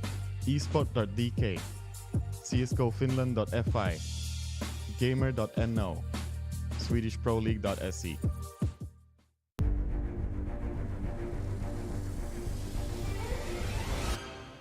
33 rounds for Norway, 37 for Finland. And you know what? That was the best game I've ever cast. Yeah. Norway, Sweden, Denmark, Finland. Only one country to take it all. To show the others who is truly the King of Nordic. Welcome back. Denmark versus Finland was the previous game that we watched on Mirage. Hopefully we're not going to be able to see that one again, but needless to say, it was a really good game. We came up with the first half to 8-7, which is going to be the closest you could get in the first half.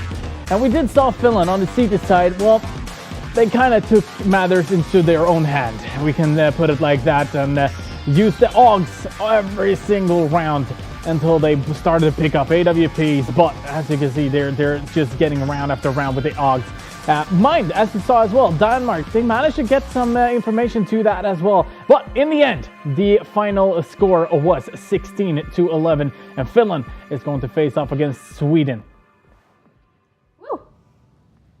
Welcome back, guys. That was quite the hype. So my name is Mary, and I will be your fellow this season. Why am I saying that in the second segment? I have no clue. You know that this is live, right? I have no clue. I'm just asking. I know it's live. I'm so sorry. It's so funny, like how, you know, she started over every single time. Yeah.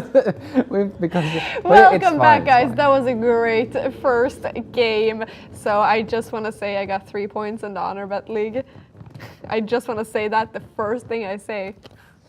Not even You got 1 welcoming point. back, welcoming us back. I did welcome back, to and the even show. I even said Welcoming my back name. you Yeah, guys. who are even you? said Who my am I? Just like So straight my going name to, You got 1 is point. Mary, starting with her again. Yeah, you exactly. know.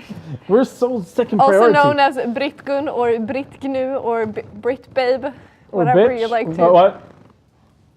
I was kidding. You know that a canoe, actually, in French, is an animal. It's like one of these big, like, it's A big what? It's not a reindeer. Never mind. It's like, you know, the one in the ones that live in the savannas. It's like, yeah. Anyway. Yeah. So It's the same in Swedish. The information is the same in Swedish. So you guys actually understand what I'm talking about. Never mind. Actually, no. Yeah, but don't. you're uneducated. So this is Jesper Sedendal. also known as creative sometimes, also known as not creative sometimes. And this is Jonathan Hirasawa, Grotzinger. Anyway, we are back. And Are we? Are we? We are back, and Wow. If we could vote right now for the worst host intro section we've ever made, I think that would be easily in the top that would 3. easily be this one.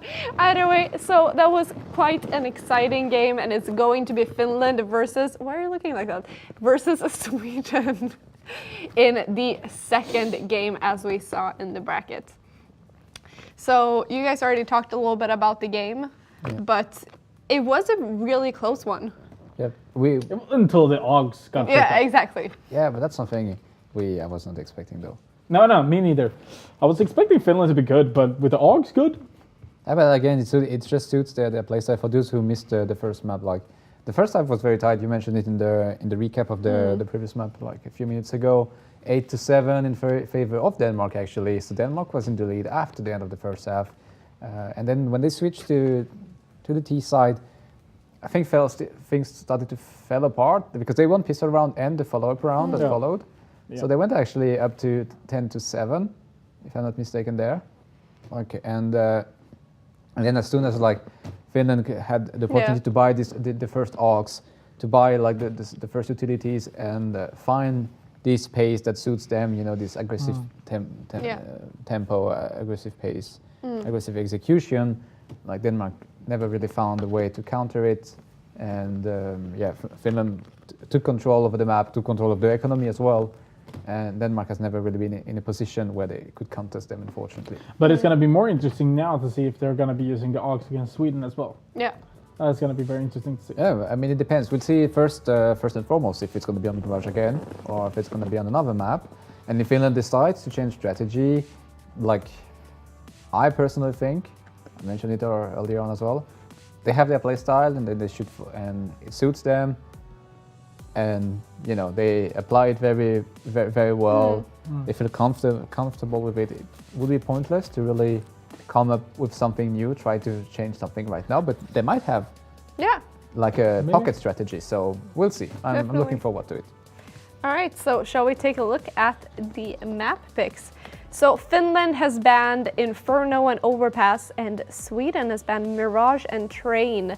That means that Dust 2 is still open. Oh, come on, guys. Dust 2, Nuke, or Cash. The way you place your vote is simple. You just type the word pick followed by the map you want to see played. I don't know what you think about, but it's two very interesting three very interesting maps. Yeah. And we haven't seen any Cash yet neither. No, but Dust 2. Yeah, Dust 2, I know. But like Cash is also... Dust 2. Like I have like a crush on Cash, so like I would love to I would love to see some Cash, and I think it's very smart from Sweden, because we haven't been talking too much about the Swedish lineup right now. I would like to give them some highlights as well. Yeah. But the fact is, this is a pretty new lineup. We will go into the rosters in a few minutes for you guys. But with this new team, we don't have much information about it, so it's very hard to anticipate how their playstyle.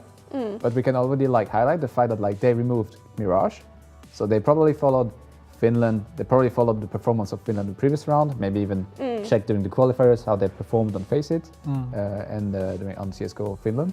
Perhaps during the qualifier for CS:GO Finland. And Train was the map that Snobby and Dreamer, not Dreamer, but Snobby for sure, actually played 70 rounds back in 2012 and won.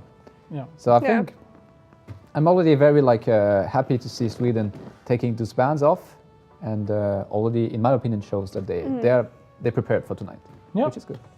Yeah, I just want to say that the bets are also open, so if you feel confident enough to already make your prediction before we've explained the rosters, then you are very welcome to type bet, country, and then the score you think they will win with in the chat.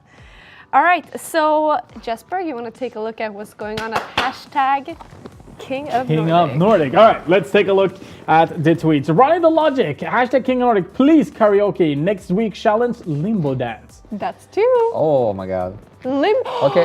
I can do limbo. Can we stop right now? Can we stop there? Karaoke should be fine. It doesn't really engage any physical skill or any physical danger. No, I we'll just do heard limbo. the producer scream. Limbo, I can already tell. I have a very bad back. And Yeah, same here. Yeah, same and here. very I bad have a knees, terrible yeah. back, but I win every time anyway. But I've maybe- never lost a maybe. limbo contest. But okay, no. Maybe in the Okay. next tweet it's gonna be another challenge. So Yeah. we'll see. We'll see. But for that to happen, like You should slap the production, Mary. Britknu. That's your name. That's my name now. I have rebranded. I am now Britknu. So, but I will slap the production anyway, just because it's fun. but Hater. Huh? we said we would come up with rules regarding the karaoke, but I think if you guys just continue to tweet about it, and if you want to see us doing something like that, if that's really something you want, and then for the upcoming episode we will have some clear rules. But Are you getting a little nervous no, about the karaoke? I'm absolutely not trying to ditch that away or Okay, to but try we to do find a way have out. actually 2 more tweets, so I would like to take I- these 2 tweets so okay, we can never get mind, more count. sorry. Oh, Smallin again. Always entertaining to hear non-Finnish people pronounce Finnish names. Oh, I'm Hashtag sorry. King of Nordic. Yeah. You don't have to I say am sorry, it's fun. But you super had a sorry. great Finnish Yeah, but episode where you pronounced them perfectly. yeah, But then something happened. that's all. Wow! No, to Wow. be fully honest, I didn't bring the correct glasses. I had a hard time watching. I'm very sorry about that, and we'll do better this time, of course. But we do have one more tweet as well. Let's take a look at that. Casper Sand is sending in a tweet. Hashtag King of Nordic, let Jonathan sing. Let Jonathan drink 2.4 liters of Kokio in 30 minutes. Ooh. Kokio. Yeah, it's a chocolate Okay, mix. I need an explanation. What is Kokio? It's a chocolate mix. It's like Puko. So someone knows that I'm sugar addict over there. Someone knows that I really have really big problems with sugar and really wants me to go down the road, down that way, where I'm drinking. Why 2.4 liters? Can we talk about it? Why is it 2.4 In liters? 30 minutes, 30 minutes, that's actually doable, isn't it? Yeah, I'm up to any kind of challenge, so that's but I'm not sure if I would be able to cast after it. So maybe at the end of the episode. So can I add one more option to this karaoke challenge? Is that okay? I'm not sure. I mean, we did set the rules last time, but Yeah, you can at least say No, it. but you can also tweet in what song you want Jonathan to be singing. I found it was Panic at the Disco because I was up for it because this is a song I know the lyrics and I can sing it. Otherwise, Okay. I will have to practice. But I think we have. Yeah, one more. Well, I have a crush on Cash too. Oh, we're Oh. talking about the map? Nah. That's a nice one, actually. Yeah, but it's a very hard to explain. I for so long I despised that map. I couldn't play it. I was always removing it from the matchmaking, because you can pre-select the maps you want to play on. No. And one day, I had 4 friends with me that said, okay, let's just play together. They forced me to play Cash because they felt super confident. And I don't know, I had the best game of my life. Ended up 43 kills or something on this map and since then. And some backbends, accusations. I just didn't know that the level of the team was silver 2. So on the other side, I had a Never really mind. good game. That's It was not- 47 that's not the frags, point. but they were That's- silver 2. it's not the point there. Okay, I just had that day. My mindset changed towards Cash, and since then I love it, and I really would appreciate to see it tonight. That's a great story, Jonathan. Let me tell you one more thing before we move on. If you guys, as you have seen on the tweets, you can send in tweets using hashtag King of Nordic and also tell us a challenge for next week. Well, actually for next week, I guess. Because Yeah, the exactly. karaoke next week. So if you want to give us some options for some challenges, like Yeah. drinking Kokio for 2.4 liters in 30 minutes, Or limbo.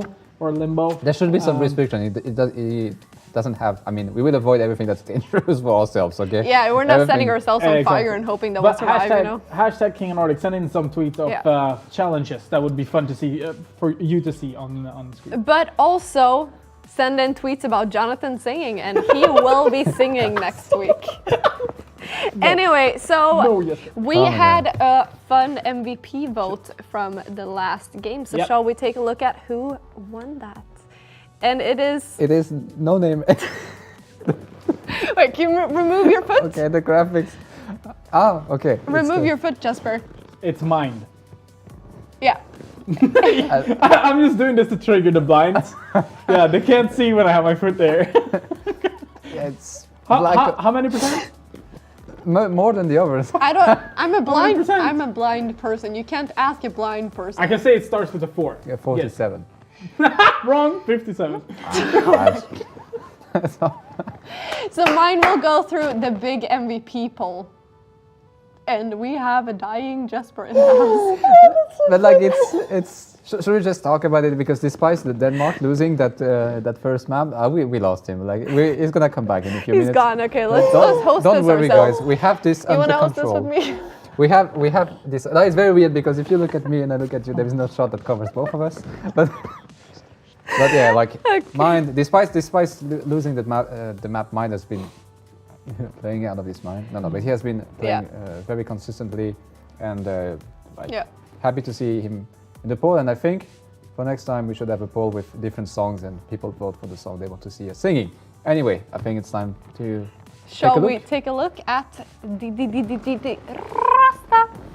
Yep, and starting with Finland again, and I promise I will do my best this time to not destroy your names. So Toppis Nobi, Tikna, Otto Dreamer, Hammalainen, Vater Vimmerberib, Tovela, Juho Tunkis, Harminen, and Nikita Derkups Styrmytö.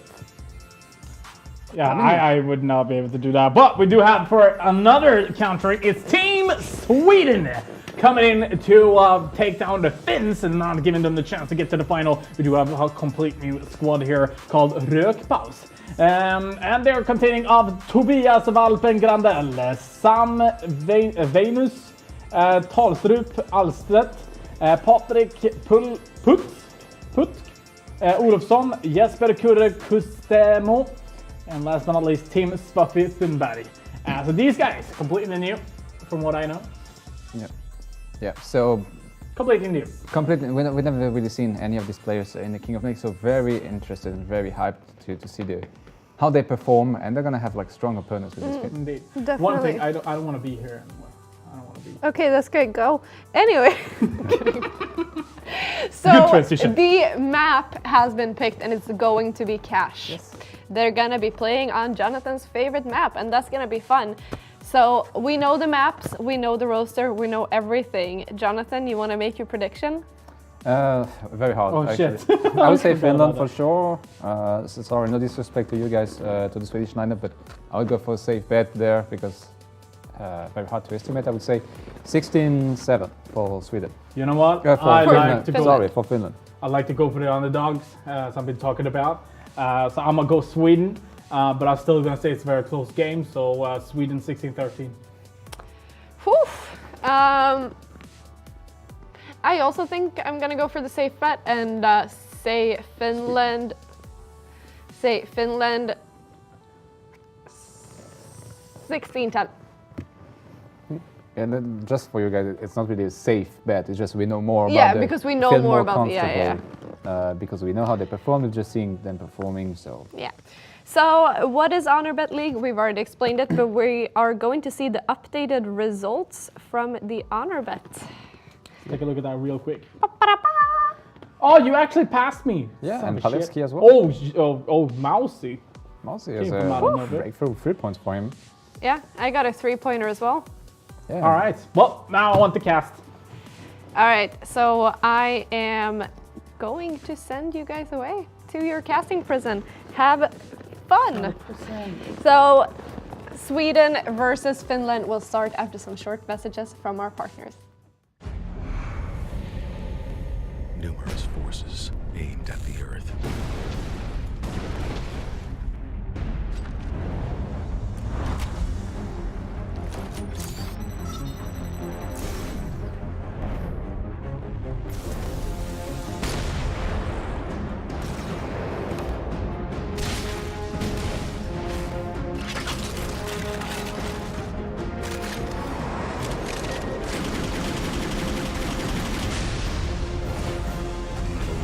And injustice.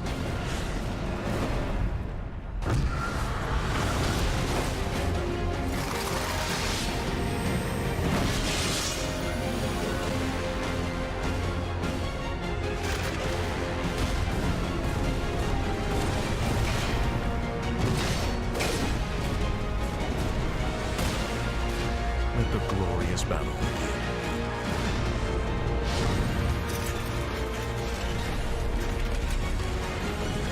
Geared up for victory. LG Ultra Gear Gaming Monitor. Do you want to participate in the next King of Nordic? esport.dk, csgofinland.fi, gamer.no, swedishproleague.se.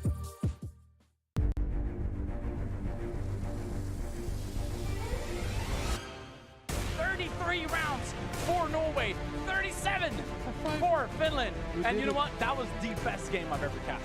Yeah. Norway, Sweden, Denmark, Finland. Only one country to take it all, to show the others who is truly the King of Nordic.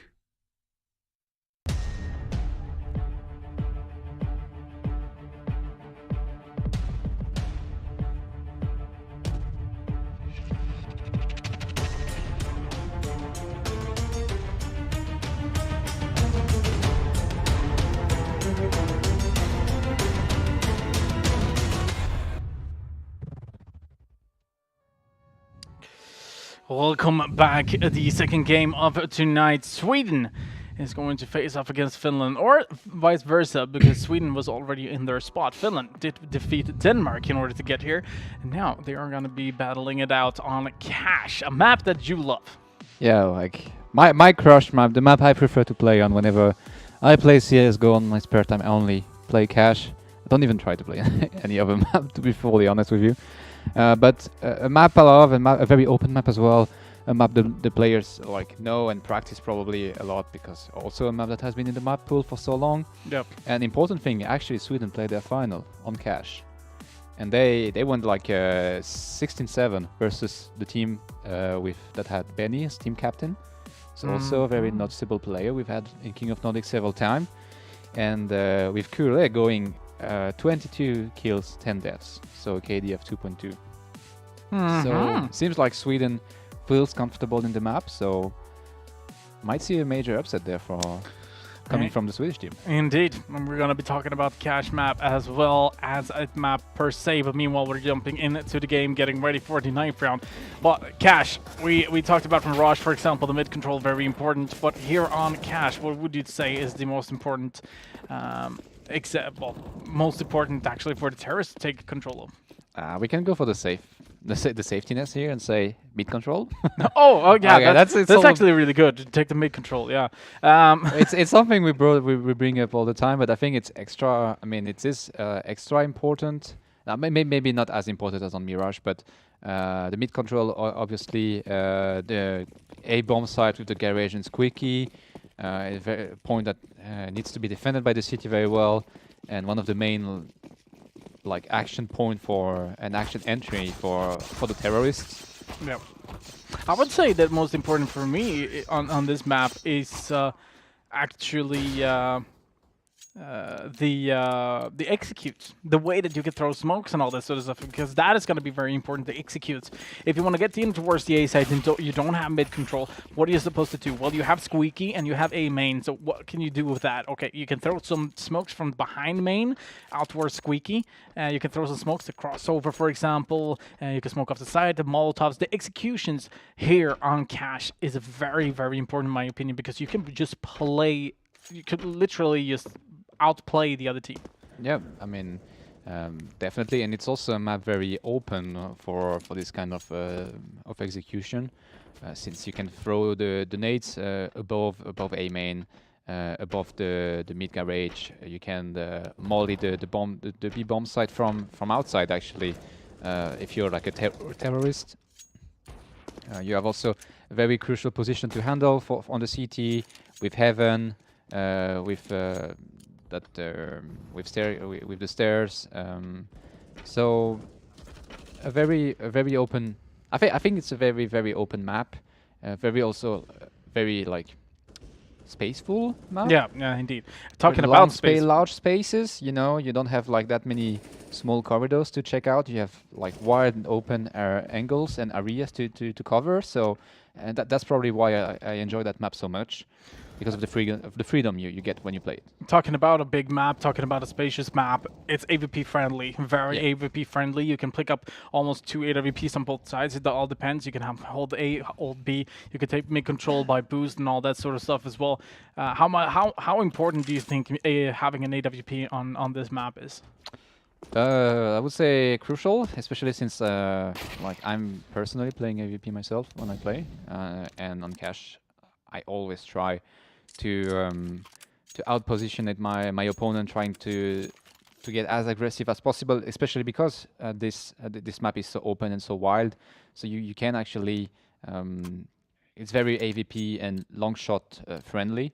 So I get the feeling that it is crucial, and you can cover so much with a scout or with an AVP.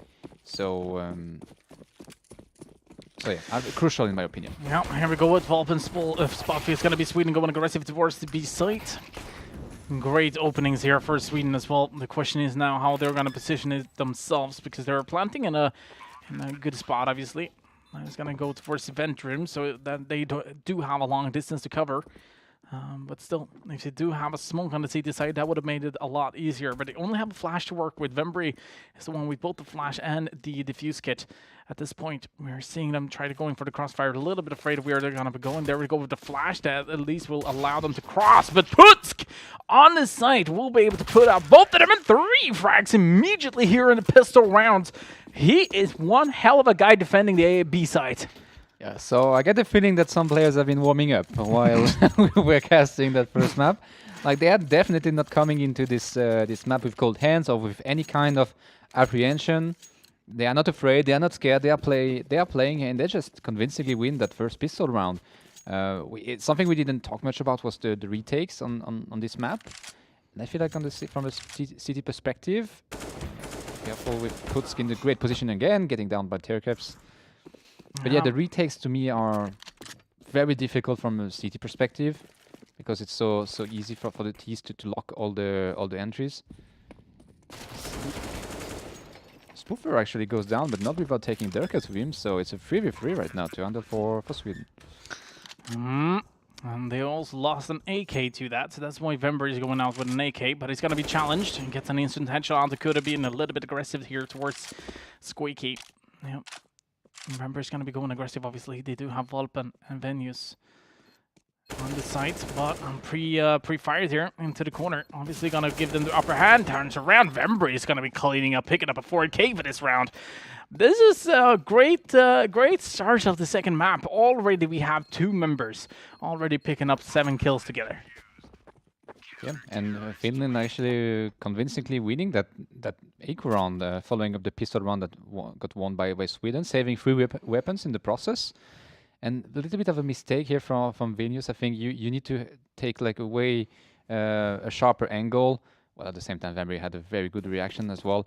But Vembury should have never been able to. He should never have been able to find so much space for him to push from Squeaky, get the first kill on the T that was defending from the side, and had time to rotate on himself, get down the game, the player that was coming from A main. So Finland didn't want to decided to crush Sweden's hope instantly, and sending like a strong signal to them, like, okay guys, if you want to bring us down, to down us, to bring us down, you're gonna have to pull the hell of a fight.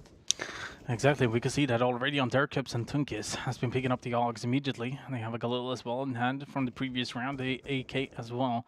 Snobby has the SMG also from the previous round. He's gonna get boosted up as well, so he's probably gonna be left alone here on the A side. Meanwhile, though, we have Sweden with 2 AKs in hand, 1 SMG and Deagle. Let's see if there's gonna be. So far, it looks like they're trying to take the mid control. Obviously, we do have Vembury and mid, the savior from the previous rounds. Had an AK, got 3 extra kills with that. Now Dreamer is holding Vent here, and he's really good covered, obviously, from T-Spawn there, from Toxic. But let's see. No, indeed, Venus is going to be going down. Dreamer gets the second one as well.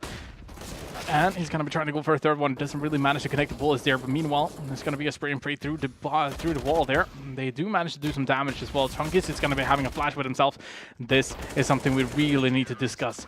The way that Finland always flashes for each other. Yeah, I mean, and that's the sign of a team that at first has been practicing, has been playing together a lot of time. It will be interesting to see how many matches actually Dreamer and Snowby with Tunkis have been playing together. But yeah, that's the kind of play style that you get from practicing together a lot and communicating as well in a very good way, and it works so far for Finland. And even Tunkis getting, you can see Tunkis like single-handedly taking control of that and that mid position. Sorry. Yeah, Spuffer with the P250 as well is going to be able to find a kill, but he's going to be taken down from behind. But that is at least going to be a 3K. It was against pistols, so not much there. Tunkis and not much resistance, I'd say. But he did run out of bullets. He had 9 bullets here. Managed to get 1 more kill. Got 3 bullets. He would have been able to get that 4th frag actually. I don't think he overheard the terrorist pushing towards him at this point. He thought he had time to take the challenge long range with the deagle. Didn't pay out, unfortunately, but he still got 3 kills in the process. Managed to save control of mid lane all by himself. So great round, and the strength of the AUG again. And so far, it kind of feels like Sweden is a little bit spread out. Let's see if they're going to be... They are going to smoke off mid, boosting up. They have the Molotovs being thrown out as well, but the counter Molotov from Snobby is obviously going to force Sweden out of their position. They have the information, and they're going to be getting information, but a good trade coming in from Kuda. He's going to be flashing himself out. That is a good flash, but it didn't really do anything because no one's there. Meanwhile, we do see Finland having a lot of control in A main. Also having Derkups being towards the A side, so he is holding Squeaky. Meanwhile, his teammate is having a lot of control, but Volpen won't be able to finish him off. Yeah, and Dreamer, like, a bit of a over-aggressive decision and call over there for Dreamer. He didn't have to go that far, and that backfired heavily, and now Sweden is actually taking the lead in this round. It seems like the action is going to be towards B, Jesper. Yeah, and they are standing towards city spawn. They only have Tunkis there with an AWP, so one smoke could prevent them. And in that, it's exactly what is going to be happening. One smoke, but he is going to be trying to, trying to get a kill through there. It's going to be a lot tougher than he thought. Derkips with the AK coming up from behind. The bomb is being planted. Still very good from Sweden, but this could have been very dangerous round as well because Sweden was very spread out. They tried to go in for duels, obviously finding Finnish players off guard a little bit. Had to go out for a wide peek or had to rotate back and eventually got killed by Sweden because of that. But in that duels, it might as well been that Finland was going to win those duels and Sweden was going to lose. Yeah, but the crucial, like the key moment in that round, I think, came from that frag on Snowby mid lane when he was like... when he was going for the duel. He won his first duel but got refragged instantly. We could see that he came, he moves back to his position, trying to get the challenge on the second Swedish player. Fortunately, I think it was Spoofy managing to take him down, and then that let like Sweden full ground to play around mid side. They took control of the mid side. Of the map and completely locked Finland out of the B bomb site. So I would say it was a clean round from Sweden. Definitely. Now we're seeing again aggressive Finland towards A main. And we're gonna try to take more control, but here we go. Looks like there's gonna be a push here. Squeaky. Volpen is standing there with his teammate Kurre. So they're just standing, just waiting basically. I think this is gonna be an A split, as we can see that we do have Spuffy and Venus being in mid, getting ready for the wall of smoke in mid. So yeah, there we go. That's the wall of smoke. It's just a fake. with the flash as well. No rotation so far. Yeah, we do see Dreamer actually rotating back a little bit, but they're predicting this, and Snobby's actually boosted up.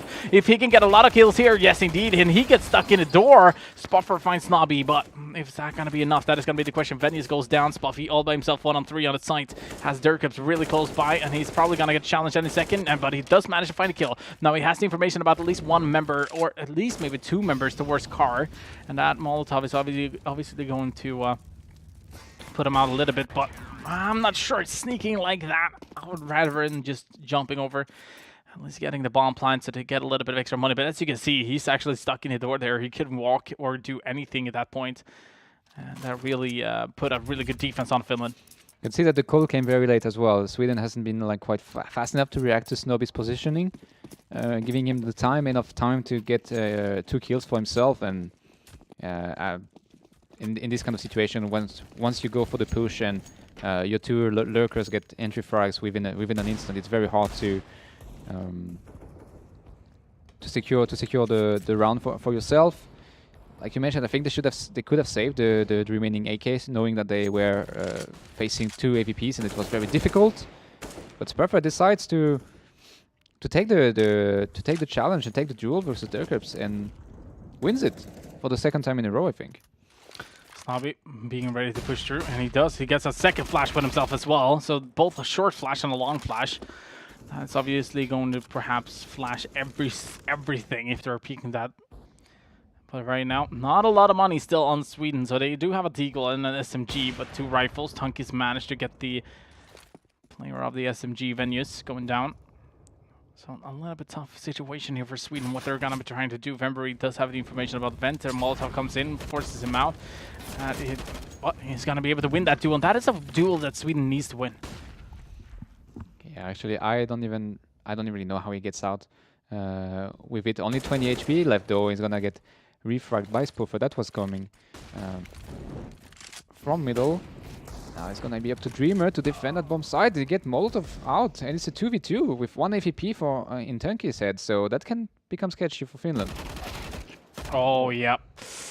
That is something they need to keep track of. The Molotov is going to be coming in from the box there. Tunkies, I don't think that's going to be way too dangerous for the Swede, but Valpen going for the plant, at least getting the bomb plant before it goes down, dropping the AWP in that situation as well. 5-2.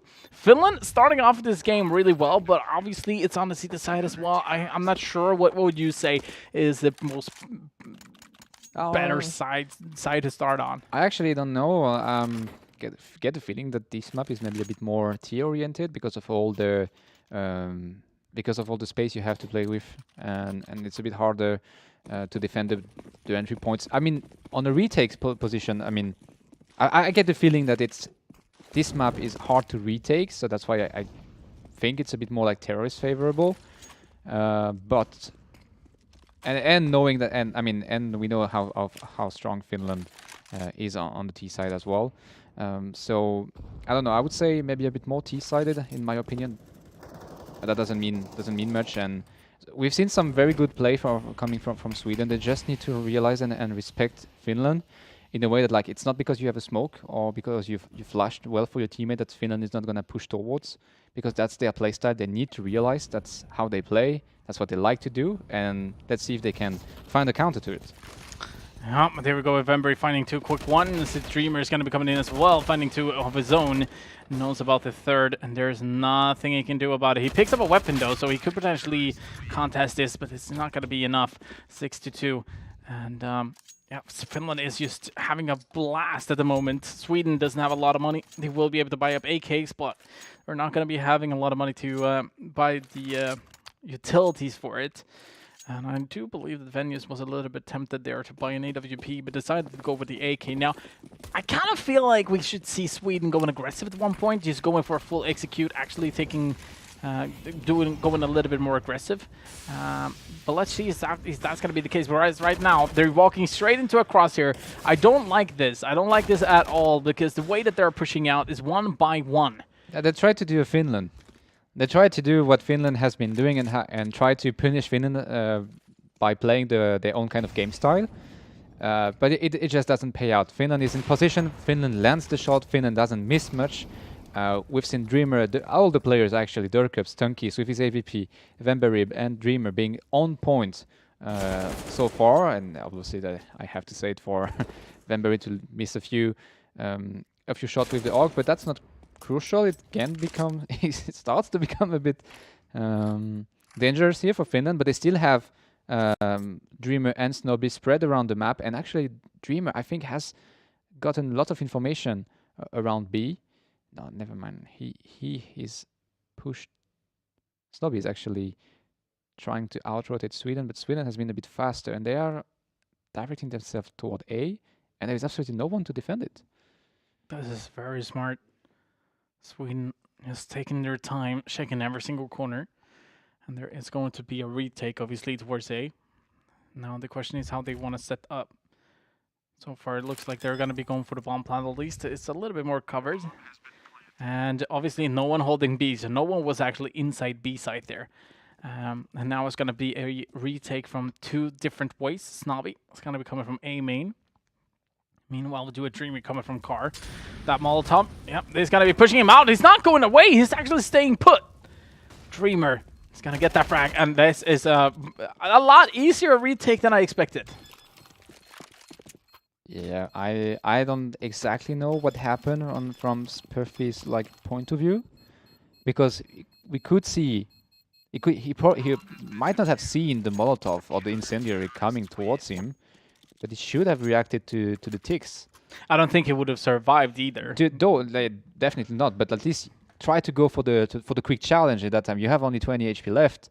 The bomb has been planted. When you see the incendiary coming towards you, you know you're dead for sure. Like, it's 99% of the... Yeah, especially with that low of HP. I only had 20, so what is it? Two burns? Yeah, and the only well, we have a great overview shot of the T-spawn. While the only thing you need is a one bullet into into a helmet of one of the CT, and that could have turned the whole situation into a 1v1. Way more defendable that would have been way more defendable for Sweden. Didn't quite happen, unfortunately, and they're forced back to another eco with only a few DX, three flashes and two smokes to play with. Not sure if they can pull up an execution there, but we'll see. They smoked off Cross at least, but Durkups is in a really good position. Snobby as well is going to be able to find at least one of the frags, but again, Finland on the defense, I think it's too much for Sweden to handle at this point, and that grenade is obviously going to take him out. All down to Spuffy with a deagle in hand. Not a lot of HP on Snobby and Durkups, but still they have three members that are on full HP, 2 AUGs, 1 EWP on that matter as well. And on top of that, they don't Spuffy doesn't even have the surprise of having the bomb with him, so they have full control of this round. Tunky's even allowing himself to go a bit deep. That the Molotov is coming in. Spoofer is actually gonna down Snobby, which is a small victory. But that's not gonna damage Finland's economy too much. They have enough in bank to rebuy everything. They have a comfortable lead as well, so they can afford to lose 1 or even 2 rounds, in my opinion, before being completely broke. But first double up setup on the Swedish side. First time we see this map. Let's see how they're going to be playing this one now, because right now they're pushing at least 2 members towards the B side. Tunkus is going to be there with an AWP going quite aggressive, actually, but it's going to be a run boost, and they're ready for it. But he gets one, and he gets the trade. That's very important for Sweden. And now they need to keep up the pace. They have been accelerating that round. They need to keep up the pace. They need to continue to find Finland off guard, exactly like Putsik just did against Snowbee. But this is, I wouldn't say that this is something Sweden is doing right. I would more or less say that Finland is actually doing a lot of mistakes at this point. Finland makes a lot of mistakes? Yeah, I kind of feel like Finland is going aggressive at that way that they're doing it. Not shaking the corners. I wouldn't say that Sweden is doing the right thing. I think it's more Finland doing mistakes that Sweden can actually use. Because right now, again, we see Dreamer on a 1-on-2 situation. Yeah.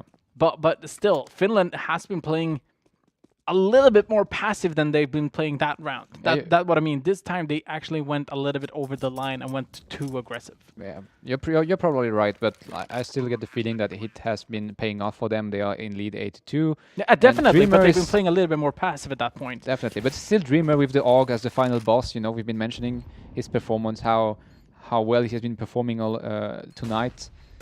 So okay, he's not going to be able to challenge Putsik, unfortunately. Great hold from Sweden. But still, Finland has already secured that first half. They have secured the 8 point. And here we see Spoofer like putting out the Molotov and just pushing out without having the weapon out yet. So maybe, like, you know, hold a bit for like 0.5 extra second. Make sure that you have your weapons in your hand before you even like definitely get out of not the only that, bigger B main. Yeah, exactly. Not only that, but I mean, go together. Don't push out immediately at that point, because now they costed 2 lives, and that is actually 2 AKs as well. Exactly. And Sweden's economy is not really flourishing right now, so it was crucial. And Dreamer getting the entry kill again on Venus, and again Venus getting caught off guard with like empty-handed after he tried to smoke him out. Yeah, this is not working out so far. The angles that Finland is taking is too hard for Sweden to challenge, and they're just gonna be falling back a little bit again. We see Finland having a great control towards the B side. They're still playing. This is what I mean. This is what they've been playing like before. They're playing a little bit more passive. When you feel like going aggressive, they have a reason to go aggressive. Previous round, they didn't. They just went aggressive, and that actually gave Sweden the rounds. A little bit more overconfident, perhaps, from Finland. Yeah. And that's basically the point that I was given. Right now, they smoked off highway, which also means that Sweden could play around a little bit, going towards the B side. And they're going to be going out fast, but Dreamer is there. The as you were saying, the boss when it comes to Augs. And, well, he proves himself every single time. Dreamer could potentially even go for the quad. Yes, he does. Quad kill for Finland and for Dreamer. I think it's the second quad kill for him tonight. Again with this AUG, again with like very strong hold, and it seems like Sweden. Yeah, so Sweden hasn't been able right now to find a way, a way to catch Finland off guard with this AUG. Sorry, we have a little bit of a technical issue coming there. One player has unfortunately been disconnected from the server. He's just gonna rejoin, and we're gonna continue with the round. But so far, I mean, we've seen Sweden. I mean, very convincing pistol round. If we can just go back a bit, like 10 minutes ago, first round.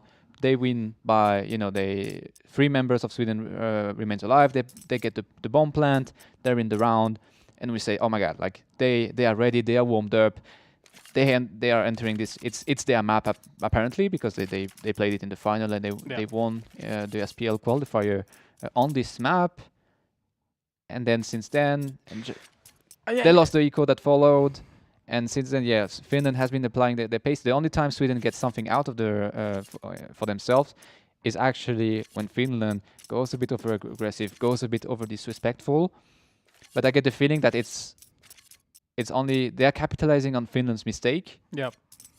But Finland doesn't make enough mistakes. If Finland realized that they only have that, only thing they have to do is to play slow and control the map. I think if they realize that, there won't be much for Sweden to. Yeah, exactly. I kind of feel like Finland has been playing the passive seated side on cash the way that you should. So I definitely feel like they're doing the right thing here.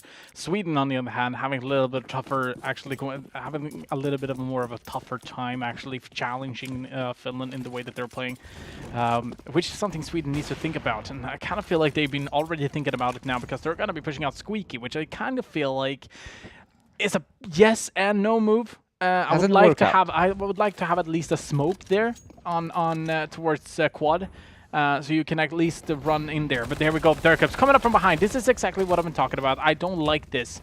There is a good idea, but they need at least one more smoke, especially in between Durkups here.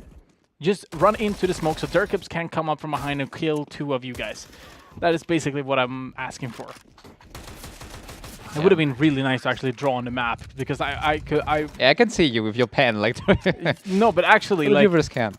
But yeah, like you're exactly. I would like to have a smoke in between here with the Squeaky and the bomb site, or the default. A smoke in between there, so when they are pushing out from Squeaky, they do have a place to go. They can go into the smoke and vanish from Durkups that is coming up from behind, killing 2 of the members. One, at least, Dirkips would have gotten at least one kill there. I can't say anything about that. But the second kill could have been prevented. Here we go, though, with Putsk. And Tunkis will be able to trade each other. There are going to be a 4-on-4 smoking in, going in for a spray through the smoke. Had a little bit of a split second to see him there. Snobby on the hand, finds one, goes back. It does not get punished. He does not get punished at all from Kurre that is standing underneath. And at this point, I'm just feeling Finland is taking Sweden apart. And this is probably going to be the first time from basically after the first episode where we are going to see Finland actually heading to the final. Yeah, I mean, Finland hasn't even been in the final this season yet. It's not over yet. Kurre shows that. Obviously, he's going to be finishing off Snobby. Tunk is down on 41 HP. Dirkips is the one defending A, though. And that is the flash that we want, indeed. Kurre is going to be able to open things up at A. And he takes control over the CT spawn immediately. I like this. But it's going to be a AUG. So he knows that he shouldn't go in for the attack there. And a flash, that is perfect. This is exactly what Sweden needs. But he's just hidden behind the box there. They have the information about one CT on highway, one CT towards CT spawn, and he needs to go aggressive at least one of them, and he does. Kurre with, okay, that is a 2-on-4 clutch for Sweden, as we're talking about Sweden being destroyed. yeah, and great use of the utilities here coming from Sweden. They had 2 flashes, and they'd managed to transfer those 2 flashes into 2 kills. And that's the best you could do out of this situation, and that's what we want to see more from them. Like, playing for each other, yes, but using the utilities in the right tempo, in the right pace, and converting all these resources you invest to take a line or take off like a position into a kill. They did it very well, and they won the round very convincingly as well, and tried to smoke off and flush off this super aggressive position and angles that Snobby is taking every single round. That's the second major problem I can see there. Like, Snobby has too much freedom. Yep. We see him counter-pushing mid. We see him boosted on A. We see him pushing through the smokes on main. And he's not getting punished for it. And that is exactly, that is a really good example for how Sweden should be playing this. And obviously they need this round now in order to have a little bit more favored CT side. But that is going to be a question. Let's see how they're going to be. It looks like they're going to be a fake towards the B side. That's actually a very good challenge. But it's going to be punished immediately. Valpen not there to help out. But No. Bomb sneaking his way towards A. Now we're seeing Sweden a little bit spread out again. We obviously saw Kurre faking towards the B side. But Putsk here, he needs to wait for his teammates. Otherwise, this could go really bad, and it's going to be 11 rounds for Finland. It doesn't really matter at this point, does it? Oh, he goes out and they get the information. Snobby has to jump down. He gets the information, but he also gets the first kill onto Valpen in this 1-on-2 on A side. Has the information about where he is, and the smoke is kind of a little bit half bad, to be honest with you. But that Molotov, is it going to prevent him from planting? Yes, it does. 15 seconds left. And Vembury coming up from A main as well. Putsk managed to get the first one, but it doesn't look behind, and that is going to be 11-4 in the first half, where Sweden started off really well. Finland did manage to somehow break them, I kind of feel like. Break Sweden down. So obviously 11-4 is going to be the score of the first. Yeah, and great job from Finland, just like not enabling Sweden to build any kind of momentum at any point. Whenever Sweden has had like a good round, got instantly punished the round after that by Finland, securing 2-3 rounds in a row. So very convincing CT side for this Finnish squad. Indeed, and we're going to be back with the second half right after this. Numerous forces aimed at the Earth.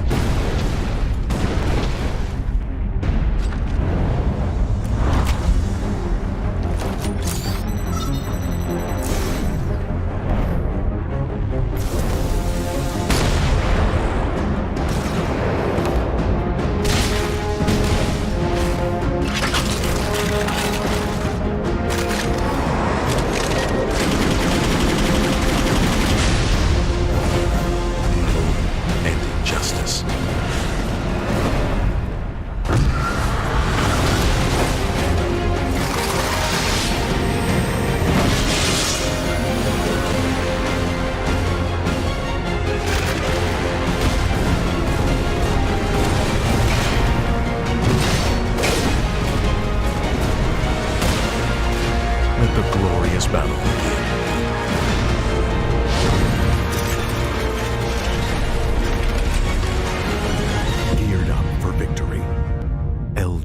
Ultra Gear Gaming Monitor. Do you want to participate in the next King of Nordic? esport.dk, csgofinland.fi, gamer.no, swedishproleague.se. Yep, indeed. That is how you can join a Swedish Pro League if you are from Sweden and Finland also, CSGO Finland. It all depends now, because after this game, there is going to demand a new team. The same goes for Denmark, esport.dk. So now, second half coming up. Sweden is going to be on the CT side. We saw Finland on Mirage on their T side being very much aggressive. Is that something you expect?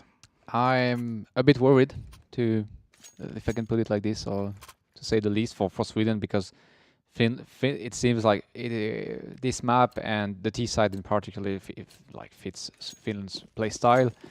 So we'll see if Sweden can find a way to control them and prevent them from accessing the site too easily. Instantly we see Finland, all 5 men stacking, directing themselves toward A. I do have 3 members of the Swedish lineup as well towards the A side, so they are being halfly prepared. Some flashes are coming in, and Putski, oh my god, what a defense! Already Putski is going to be able to pick out 3 members. Dreamer all by himself. Kure as well has been finding one of the frags. I'm sounding so Swedish when I pronounce their name, guys. Holy Kure is going to be attacking Valpen as well. Sounds like a... Okay, oh, never mind. That was a bad duel. That's not an OG for Dreamer. No, definitely not, definitely not. But with that USP, missing a lot of bullets. But he's going to be able to get that frag. But that was a really nice defense. What a play there coming in from Putsk, obviously. 3 frags really fast as well. It looks like he was going to be able to get the ace there. And it's very smart actually for Sweden to dedicate 2 members into covering that corner, because we could see, I don't know if it was Valpen or Spoofy that was completely in the default position, and he got flashed out twice in a row. But because Putski was a bit more to his right, he didn't quite get the flash full face, so he could actually go for the challenge and get 3k for itself, while Snowbee somehow gets a 1 dig against Spoofer in the mid lane. And we have a vacuum cleaner on Curry as well, to be mentioned. But I mean shotgun. Yeah, that is the shotgun. The other one, the automatic, is the vacuum cleaner. Here we go though, Putsk, who has been doing phenomenal in the pistol rounds. 6 kills in 2 pistol rounds. Well, he's going to be going down when he has Famous, and that obviously gives the opportunity for Finland. And that is going to be the shotgun going to waste as well. Not looking good here for Sweden. Okay, so to be honest with you, the only reason to why Sweden is winning the pistol rounds is the way that Putz is playing, because the first round he got a 3k. Exactly. And now in the second pistol round, he got a 3k. He's like Forrest, bro. He's like Forrest. Yeah, but Sweden overall has been master of the pistol rounds in this map. They won both of the pistols very convincingly, but they didn't convert it into a second or maybe even a third round. Exactly. That's the problem. That's the whole situation there. And can I say it? It was a deja vu situation. Kind of, yeah, it actually was. But now Sweden does have a really good idea. All depending on if Snowbee is going to be going out here, because in that sense, when it's going to be caught off guard. Oh, he might be able to find a kill here if he looks down, and he does. He finds the frag, but now it's very important to get the trade immediately. And Vedius being a little bit too aggressive there, perhaps. Maybe should have fallen back instead. Dreamer. Oh, yeah, okay, coulda. Never mind. As soon as I pronounce these guys' names, it sounds like a 50-plus hockey team from Sweden. No, literally, have you talked to Valpen? Have you talked to Kure? Spoofy! It sounds like a Korpen team. Sorry, I'm unfortunately not super used with the hockey names. True. But it's more like nicknames for like the elders, they called each other like, hey, Eagle! Like, hey, Spoofy! Valpen! Yeah, I like the names though. Yeah, but talking about Volpen and actually Venus, I would like them to see them performing a bit, stepping up as a bit, because I think they are if we can have a quick look at the scoreboard, they are very down in the bottom, at the bottom of the scoreboard, around 5 kills for each, which is too low at this level if you want to pretend and if you want to get a chance to defeat Norway in the finals of tonight's King of Nordic. But Oh, Sweden- surprise! That's a lot of damage being dealt at 1 second. But it's also a lot of information, and we can see the bomb instantly deciding to rotate toward A, saying, nope, no chance I'm staying around here. Venberry getting 2 kills for himself in the process. Oh, this could potentially work out for Sweden, to be honest with you. But Venberry is going to be there fighting like crazy. He has 3 bullets left on the AK. He uses the Glock, but he's going to be taken down. That's a 1-on-2, but Dirkups comes up from behind. And that is going to be 14 rounds now for Finland. I should stop going for the underdogs. No, I mean, it's perfectly fine. I mean, everyone has a chance. The only problem is against that Finnish lineup and against Dreamer and Snowby in particular.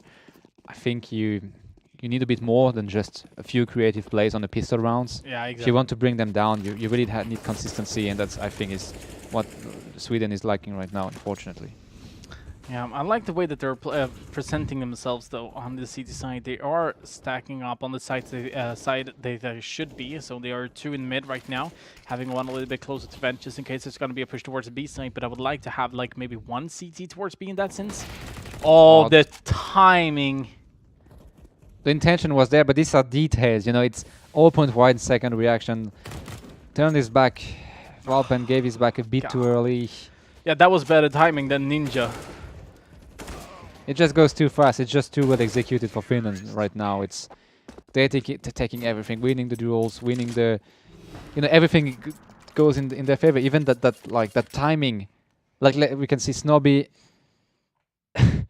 It's literally Valpen giving his back 0.1 second too early, and Snobby going for the pick 0.1 second a bit too late or too. But he also gets a second frag. And he gets a second one. That should not happen. But right now, this could potentially be the GG, which also means that we perhaps will need a new Swedish team. That is going to be some trades. We'll be able to find Dreamer. It looks like Sweden is being a little bit aggressive here at this point. And that is giving them a little bit more power to it. But they are in a good position right now. They managed to down Snobby and Dream both. They're both like kill leaders of the Finnish team. And that's even the bomber down, so lots of information gathered by Curry over there. He's going to be traded immediately, though. He's going to be able to pick up the bomb on their way, but he's going to be taken down now. It's all down to Venberry. They picked up the bomb in the process somehow. Curry got like challenged, never mind. So he has the bomb, but Sweden should have a pretty good idea of his position right now. Let's see how they decide to play it. It seems like they leave Valpen alone on that B side and decide to put more resources into controlling connector and main. Yeah, I really need Venberry to clutch this. You need? Yeah, otherwise Mary gets 3 points. No, it's me. Never mind. It's you? Yep. Did you have 16-7? Yeah. Oh yeah, never mind. Yeah, it did. Okay, then you can die, Venberry. It starts well, but with 19 HP left and only 20 seconds to play. Oh, that smoke is a bit off. Oh my god. And he did the good run. I would say. Let's highlight good run from who had the. Okay, I was confused. Sorry, I had like the wrong. Never mind. Happens to me quite a time, bro. It's no problem. No, but we are still in the match point here for Finland, but Sweden has not been given up. In this situation, they shouldn't either. But one thing that is very important is that Finland does have a lot of money in hand, so they could buy up quite much. Putsk is going to be quite aggressive there, with Snobby being aggressive. And I think Putsk, yeah, he drops both of his weapons. So he didn't pick up a weapon in that situation, which is kind of stupid. So now he only has a USP to work with. He had an SMG. He was facing off against an Opper. And it looks like he is going to flash his teammate to go out front. Perhaps getting a weapon or two. And Sweden has been doing well containing Finland so far, but with only one incendiary left, it's going to be very difficult to prevent that push from happening. And Finland actually takes a lot of damage in the process. But this is actually really good. Putsk did everything he could in that situation. He did manage to do a lot of damage. Not only that, but one CT is going to be pushing out. There's going to be Venus, but it's going to be trading again. Sweden's going to be putting up 7 rounds. Now I can see This is gonna be very, very interesting. It's still halfway to go, though. More than halfway. Actually, 8 rounds that they need to travel in order to get this into overtime. So perhaps it's gonna be a very, very interesting round here. Since we do see Finland going for an aggressive buy, buying an AWP instead of buying perhaps 2 Galils. So yeah, let's see if this is going to be turning out. They're going aggressive towards boost. They do have Snobby obviously on the AWP. Darkups on the other hand is going to be pushing towards A. Looks like this is going to be a push. And Darkups open things up. Kuda is going to be going down. They're going to be smoking up, so that's good at least for Sweden, delaying the Finns to push in. Meanwhile, you have Snobby. He's going to be going all by himself, whole solo with an AWP. And that could be very dangerous, but he's going to be coming up from behind at least. There's a smoke and a flash and a Molotov, and that is going to be opening things up. Now it's all down to Putsk and Valpen, the 2 Swedish members. And I think this is going to be GG. 15. Oh, well, 16-7. And that also gives Jonathan 5 points on the honor bet. For the second time this season, but like... You're going to be from the bottom to the top. Yeah, remember what I just said? Wait, hold on. Is the honor bet updated like now? Or is it updated like in 5 minutes? Now we will have... Okay, 2 seconds. I want to see where you're at. Yeah, but like... Before we bring that up, just to quickly like talk about the few last round. It felt like at the end of the map, Sweden found a few game line or play line where they could like upset Finland a bit. Yeah, definitely. Especially I noted like a few things down, but it seems like when they managed to catch like Finland off guard, like positioning themselves a bit in a more aggressive way, they convincingly they did upset like Finland a few times, but overall consistency in terms of when we take a look at the whole map from a consistent like level and the play, like the plays from both from Snowbee and Dreamer and the hold on both the hold and the execution on the Finnish side, Finland was a bit superior in these domains.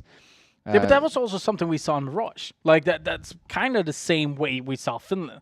And you were talking about consistency, and I think that transferred into Cash as well. Now the question is if that's going to be transferring towards Norway, because that is going to be the final, obviously.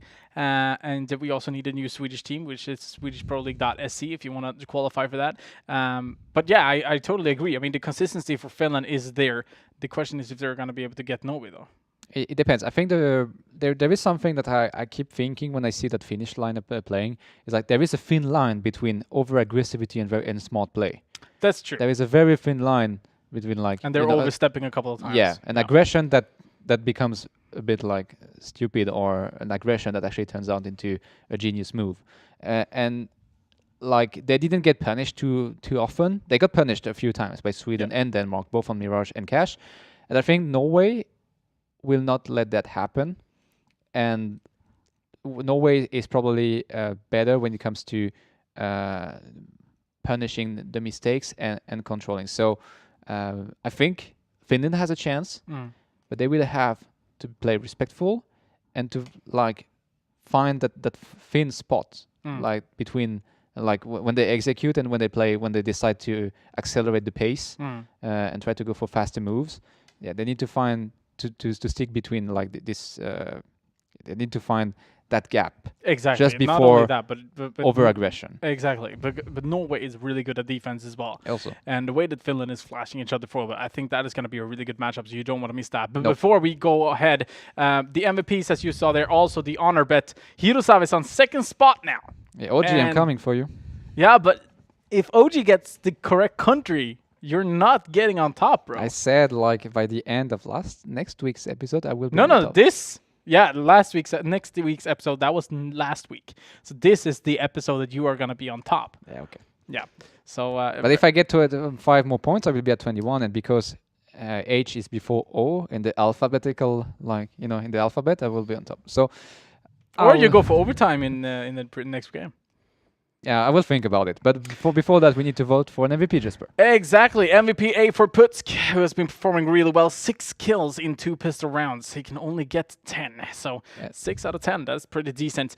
Dreamer MVP B, if you want to vote for him. And Derkeps for MVP C. We're going to now announce who is going to be the MVP from you guys when we are back with Mary. Now, though, we are going to be taking a break. And when we are back, we do have Finland versus Norway in the final. So we'll be right back.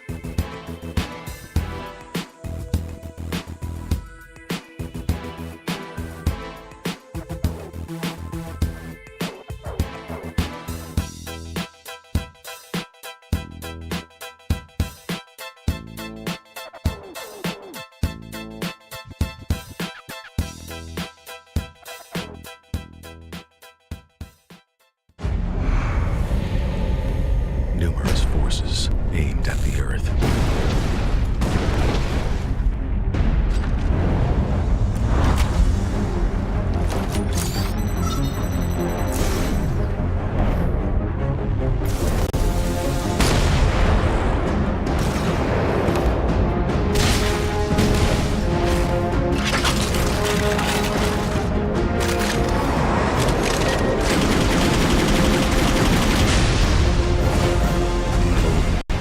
Justice.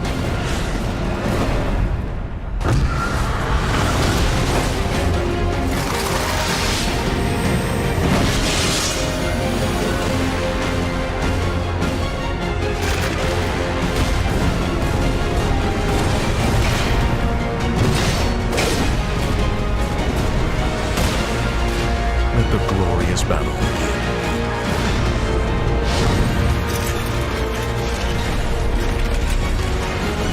Geared up for victory. LG Ultra Gear Gaming Monitor. Do you want to participate in the next King of Nordic? esport.dk, csgofinland.fi, gamer.no, swedishproleague.se.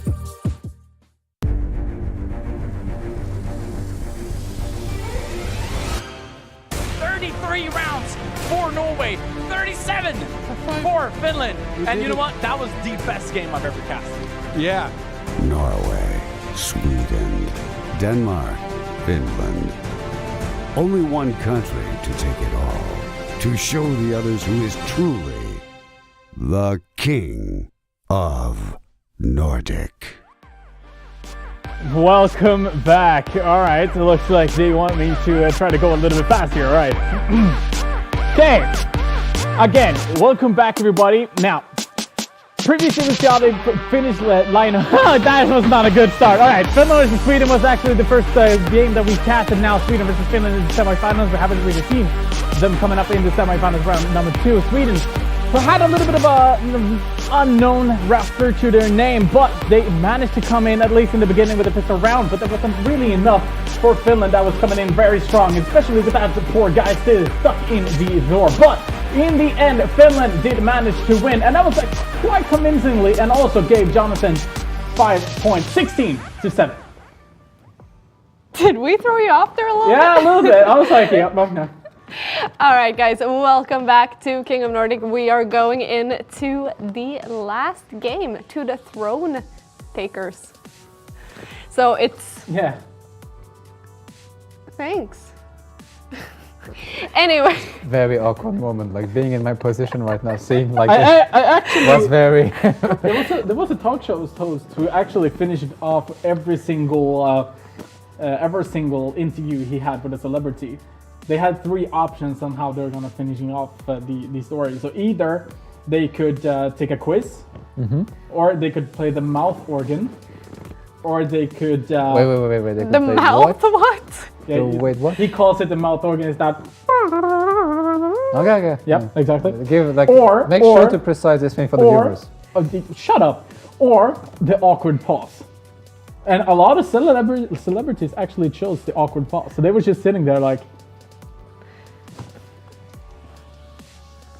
And the good thing is that we don't even here at King of Nordic we don't even have to fake these things. No, like it's just awkward all the time. I mean, what can you do? Anyway, if you just tuned in... You're doing way too well. Because maybe like you're too good at this. You feel like such an uncomfortable like momentum. He's very good at this. Like building a silence. That should be like a talent. And you also when it's let's switch. He gives me the... Okay, can you guys stop? Can you guys communicate with me?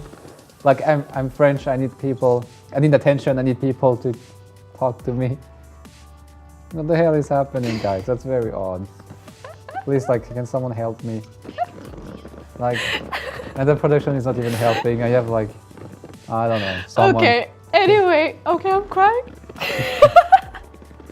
Welcome back, I'm pretty good at it, huh? Craig Ferguson, call me up. I'm just cracking up all the time. I try so hard, but I'm just cracking up. And now I'm actually crying. And scene. Anyway, let's go into the map pick. Wow. Okay.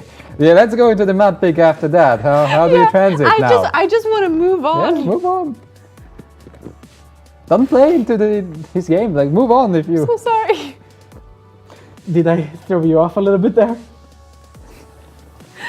Hashtag pray for me, guys. Like, I hope we have 4 more tweets though.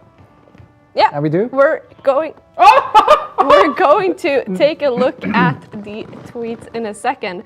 Also, I noticed that I have done a little fuck up, but let's get into the map picks now. Yeah. So Finland has banned Inferno and Overpass, and Norway has banned Cash, and then I haven't written down what they have banned. So let's figure. Dust 2 have they banned? So no. Yikes. So you can pick from Mirage, Train, and Nuke. How you pick, you just type the word pick followed by the map you want to be played. It's super simple. And also the underbets are also open, so if you feel confident without... Can you stop this awkwardness? I swear to God. Build yourself out now.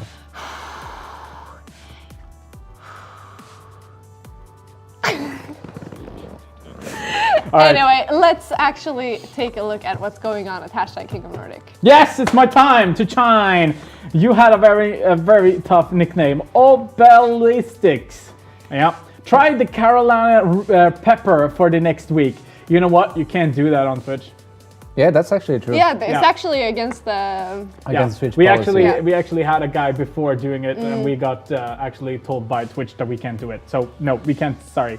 You can have another one that is not as strong because you can't be harmed. Yeah, it's seen as self-harm, right? Yeah, exactly. Yeah, it's seen as self-harm, so it's against the... So you have to figure out something else in that case. All right, the next tweet from Osman again, a non-physical challenge. Say... Yeah, Kakamakara. I can see. That is in Finnish. Say Kakamakara. Kakamakara. Kakamakkara. Best pronunciation is now Finnish. But how do we know? I mean, he's gonna have to tweet back. Tweet us back to tell us. Kakamakara. Kakamakara. I would like that this is... Okay, Jasper, say it. Can we get it up one more time so I do see the letters? Okay. Kakamakara. I mean, like, what? And Jonathan? Kakamakara. Sounds like Japanese, actually. Yeah. Oh, yeah, you go a little bit closer. So you Yeah, see, sorry, I had to. I'm blind, in case you haven't noticed already. I'm so blind. All right, next tweet. From Antonius. SC2. Challenge is on. Eat surströmming with box opening live. What is surströmming? Is it that fish thing? No, we could actually, yeah. No, you brought me once. You brought me this once, right? Not me. No? No. We haven't. We had a fake can, but it wasn't the real one. Oh my god. We could do that, but we can't do it live. No, we can't do it because according to the French law, it's self-harm. You harm yourself. No, it's not. I know the French law very well. I'm telling you, it's against... Shut up. We could do that, but it cannot be live, so we have to pre-record that in that case. Why? Because if we open it in here, we can't be in here. Yeah, that's true that we can't be in here, so it's... And every guest that comes here is going to be can... like, yeah, you know what? No deals for you. We can do it like at the end.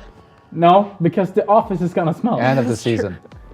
End of the season. End of the Episode season? 8. Yeah, like during the summer, like when we all go on summer break. We can have a moving camera going out in that case, yes. Yeah, we have to That's tear true. down the building. We have to, listen, you have to be outside. Yeah. You can't be inside. But I don't know, guys. I honestly don't know what it is. We will look into me the having possibilities. diarrhea, farting in a can, actually comes out that- a little bit of food. Okay, Exactly, that okay. is surströmming. Literally, the reaction you have right now I was is not everyone. expecting that. Let's I'm sorry. read the next. Jonathan should sing My Heart Will Go On together with Jesper. Hashtag King Nordic. No, but like, that's not even a challenge because those two like to do. Got told to continue. Okay. No, sorry. All right, we have a picture tweet coming in. So- That is something I like. Britt Gnu.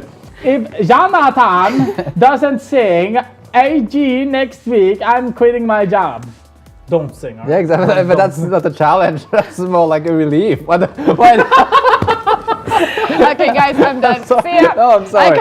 I'm sorry. No. Like, but it's I would love, but that would be disrespecting Ariana. It's like That's one of my true. favorite artists. I don't want to. I actually don't want Jonathan to sing AG because Maybe we'll see. Maybe we do a playlist. We're gonna. Maybe no one should touch her.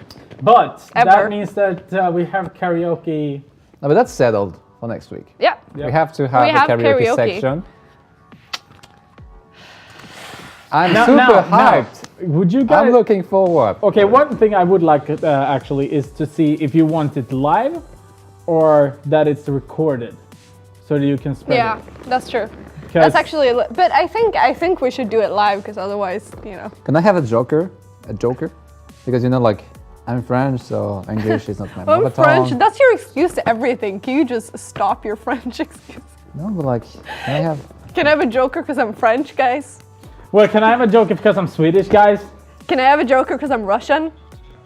Yeah. Maybe the joker idea was wrong. Sorry, there won't be any Alright. joker.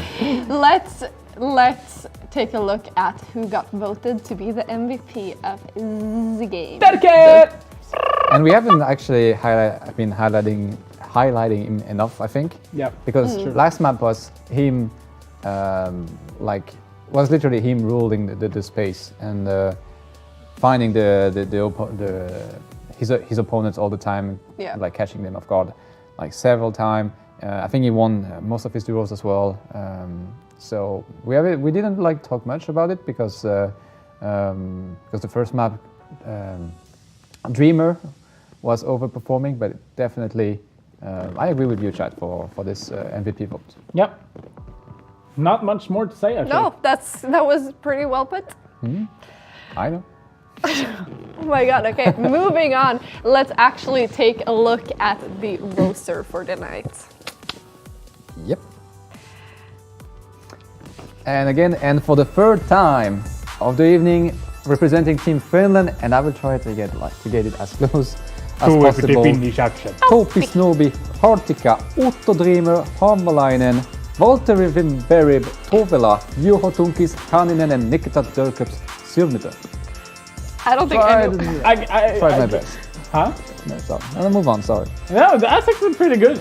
And we haven't mentioned But like the the thing team is, name. okay, so we have to put it out there. You're French. Yeah, I don't think I people know. knew. I'm just kidding. think so? But the Hammalainen. Hämeenlinna. Hammalainen. The one that looks like an A. It's It's Otto Dreamer Yeah. Hämeenlinna. Sorry, Dreamer. But they call them Cosa Nostra. That sounds more Spanish to me. Which one? La Costa Nostra. Oh, yeah, well, Spain is an exotic Well, country. it's Costa But they're Nostra. facing off the current kings. That has not been the champions yet, but it's Team Norway. 2 weeks remaining. And if they can stay on the throne for 2 weeks, they get the jackpot. Here we have Raymond Rashi Nielsen, Ole Christian Marcelius Langan, John CTK Garden, Haris Harre Hadzik, and last but not least, we have Christian Akes Kornbach. And they are representing Norway. 2 weeks on the throne. Again, I'm not sure how much we need to introduce these guys. If you're a Norwegian fan, I need you to be active in the Twitch chat because I saw last week that you were there just watching, not sending any hype in the chat. I need you guys to give some hype to Norway so they can really put up with this third episode on the throne and then the fourth episode. Yeah. Boom. Shakalaka. But if you like, we went quite fast on the roster. Yeah. This week, no Ruddy faction. True. Out of the lineup, unfortunately, for tonight, but replaced by Marcelius. Marcelius, yeah, Also, and like- he's a well-put player as well. I don't feel like this. Whenever this Norwegian team made a stand-in or bring a stand-in for one of the episodes, because they are allowed, obviously, to change up to two players after they take the throne, because we know that Sometimes you can't. yeah, sometimes you can't. Yeah. We are locking kind of like a team on the throne for every Yeah, Friday exactly. evening, and so we allow them obviously to bring subs. And this team, whenever they use a stand-in, I never feel like the lineup got fragilized because of it. Yeah. Okay, you can feel Ruddy faction is getting stepping down from the team for tonight, and then they bring Marcelius, so you're like kind of like don't Yeah. lose much. You know what I mean? 50-50, yeah, exactly the same So- level. Definitely, this Norwegian lineup looks extremely strong to me. All right, but we are locking in Mirage. to Which be is a the little map. bit boring. I would like to see No, more. you Hey cannot now, say you it, can't cannot just say it. say. I can't say it. I have a free speech. You can say that just because we've seen Norway playing on this map 2 weeks ago, and it was flawless. And we saw Finland early on today playing it, having a bit more of a struggle, but especially when on the RT side, but still having a very convincing CT side afterwards. True. So I get like I really want these two great teams to play on maps they feel confident with. So and I think that's the case with Mirage. I hope so at least. I'm not 100% sure of it, but I mean, we've seen them performing on it, and that means that like give me really high hopes for that matchup actually. Expectations, more not hopes, but more like really high expectations. I understand your point, but it would have been really cool to see like Nuke. That would have been epic. I'm not sure if but I agree with you because the best team is going to win on the rush. Yeah. You're laughing every single time. Well, this is going to be the first time these two fight off in this season, I think. With these lineups, yeah. No, but Norway and Finland hasn't been played, have they? I'm not 100% sure. Finland played against Denmark. No, actually, in the second episode. Never mind. I think so. Yeah, because Norway I was pranking you guys. Norway has been grinding from the bottom, so they had to face and take down all three nations. Fair enough. All right, guys, we got all the information we need to make our predictions. Jesper, it's your turn to take it away first. Yeah, since I've been right 2 times, 2 times back to back. No, but I think both of the teams are really good in this situation. I'm gonna have to be going for. I haven't betted on Finland once, and I kind of feel like they're a really good team. So I'm gonna go for Norway. It caught me off guard. Nice one. Thank you. I'll give you that. No, but I'm gonna go for Norway because I think Norway, even though they put Red Faction is out, Marsilius is in. I think they're going to be able to put them down on Mirage as well. I think these guys play a lot together anyway, so it wouldn't make a difference. So I'm going to say Norway 16 to 9. Okay. I have betted on Norway 2 games in a row now, and they have not failed to let me down yet. Can you stop smiling like that? No, I'm not gonna bring any internal please joke about it, but sure. So I also think I'm gonna go for Norway 16 to 11. 16 to 11. Yeah. You can see the focus in her eyes when she like. Yeah, I thought it was going to be a little bit more self-esteem there, like 16 to 2 or something, just to give them like... Why am I getting so much shit? Wait. You went 16-9 for Norway. You went 16-11. Yeah. I take 16-10 for Norway. And then we cover like kind of... If you get a 5-pointer now, I'll be mad. No, but like I think I'm actually I already regret what I just said because I wanted it to be funny, but I think it's going to be closer than that. But yeah, 16-10. Which one would you have gone for? This one is locked in, but which one would you go I would have said 16-12. 16-12? Yeah. Okay. Well, that is it. All right, so I'm sending you back to your little hole. Your little rabbit hole. So much creativity to mention this place like every single time. Good job, anyway, so... But it... What? Okay, he's just being awkward. So Norway versus Finland will start after some short messages from our partners. Numerous forces aimed at the Earth.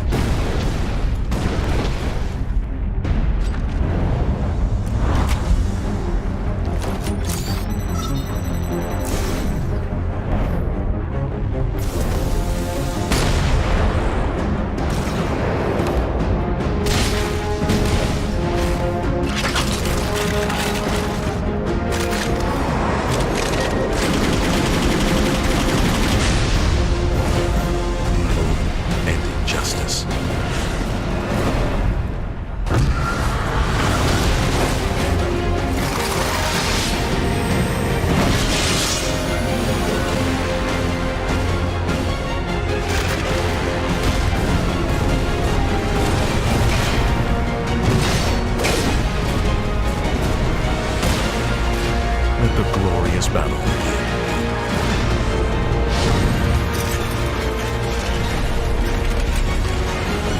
Geared up for victory. Ultra Gear Gaming Monitor. Do you want to participate in the next King of Nordic? esport.dk, csgofinland.fi, gamer.no, swedishproleague.se.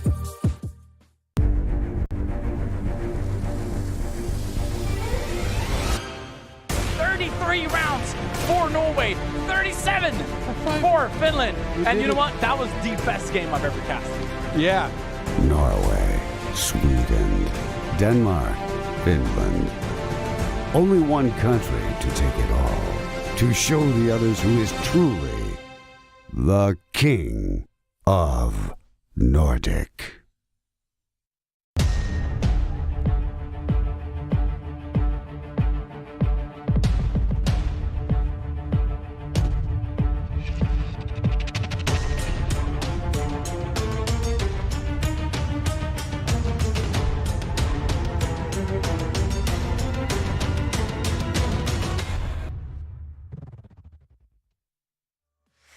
Mirage is the map. Sweden is the challenger. No, I'm sorry. Finland is the challenger. And Norway is on the throne. These three sentences is giving me the chills, actually. Yeah. Yeah. And defines like really well this last matchup that we have for tonight between two teams that I expect Could potentially be the best matchup we have ever had. It is definitely possible. I mean, I think if like if someone in the chat, if any of you guys have been betting on an overtime, I would say it was kind of a safe guess.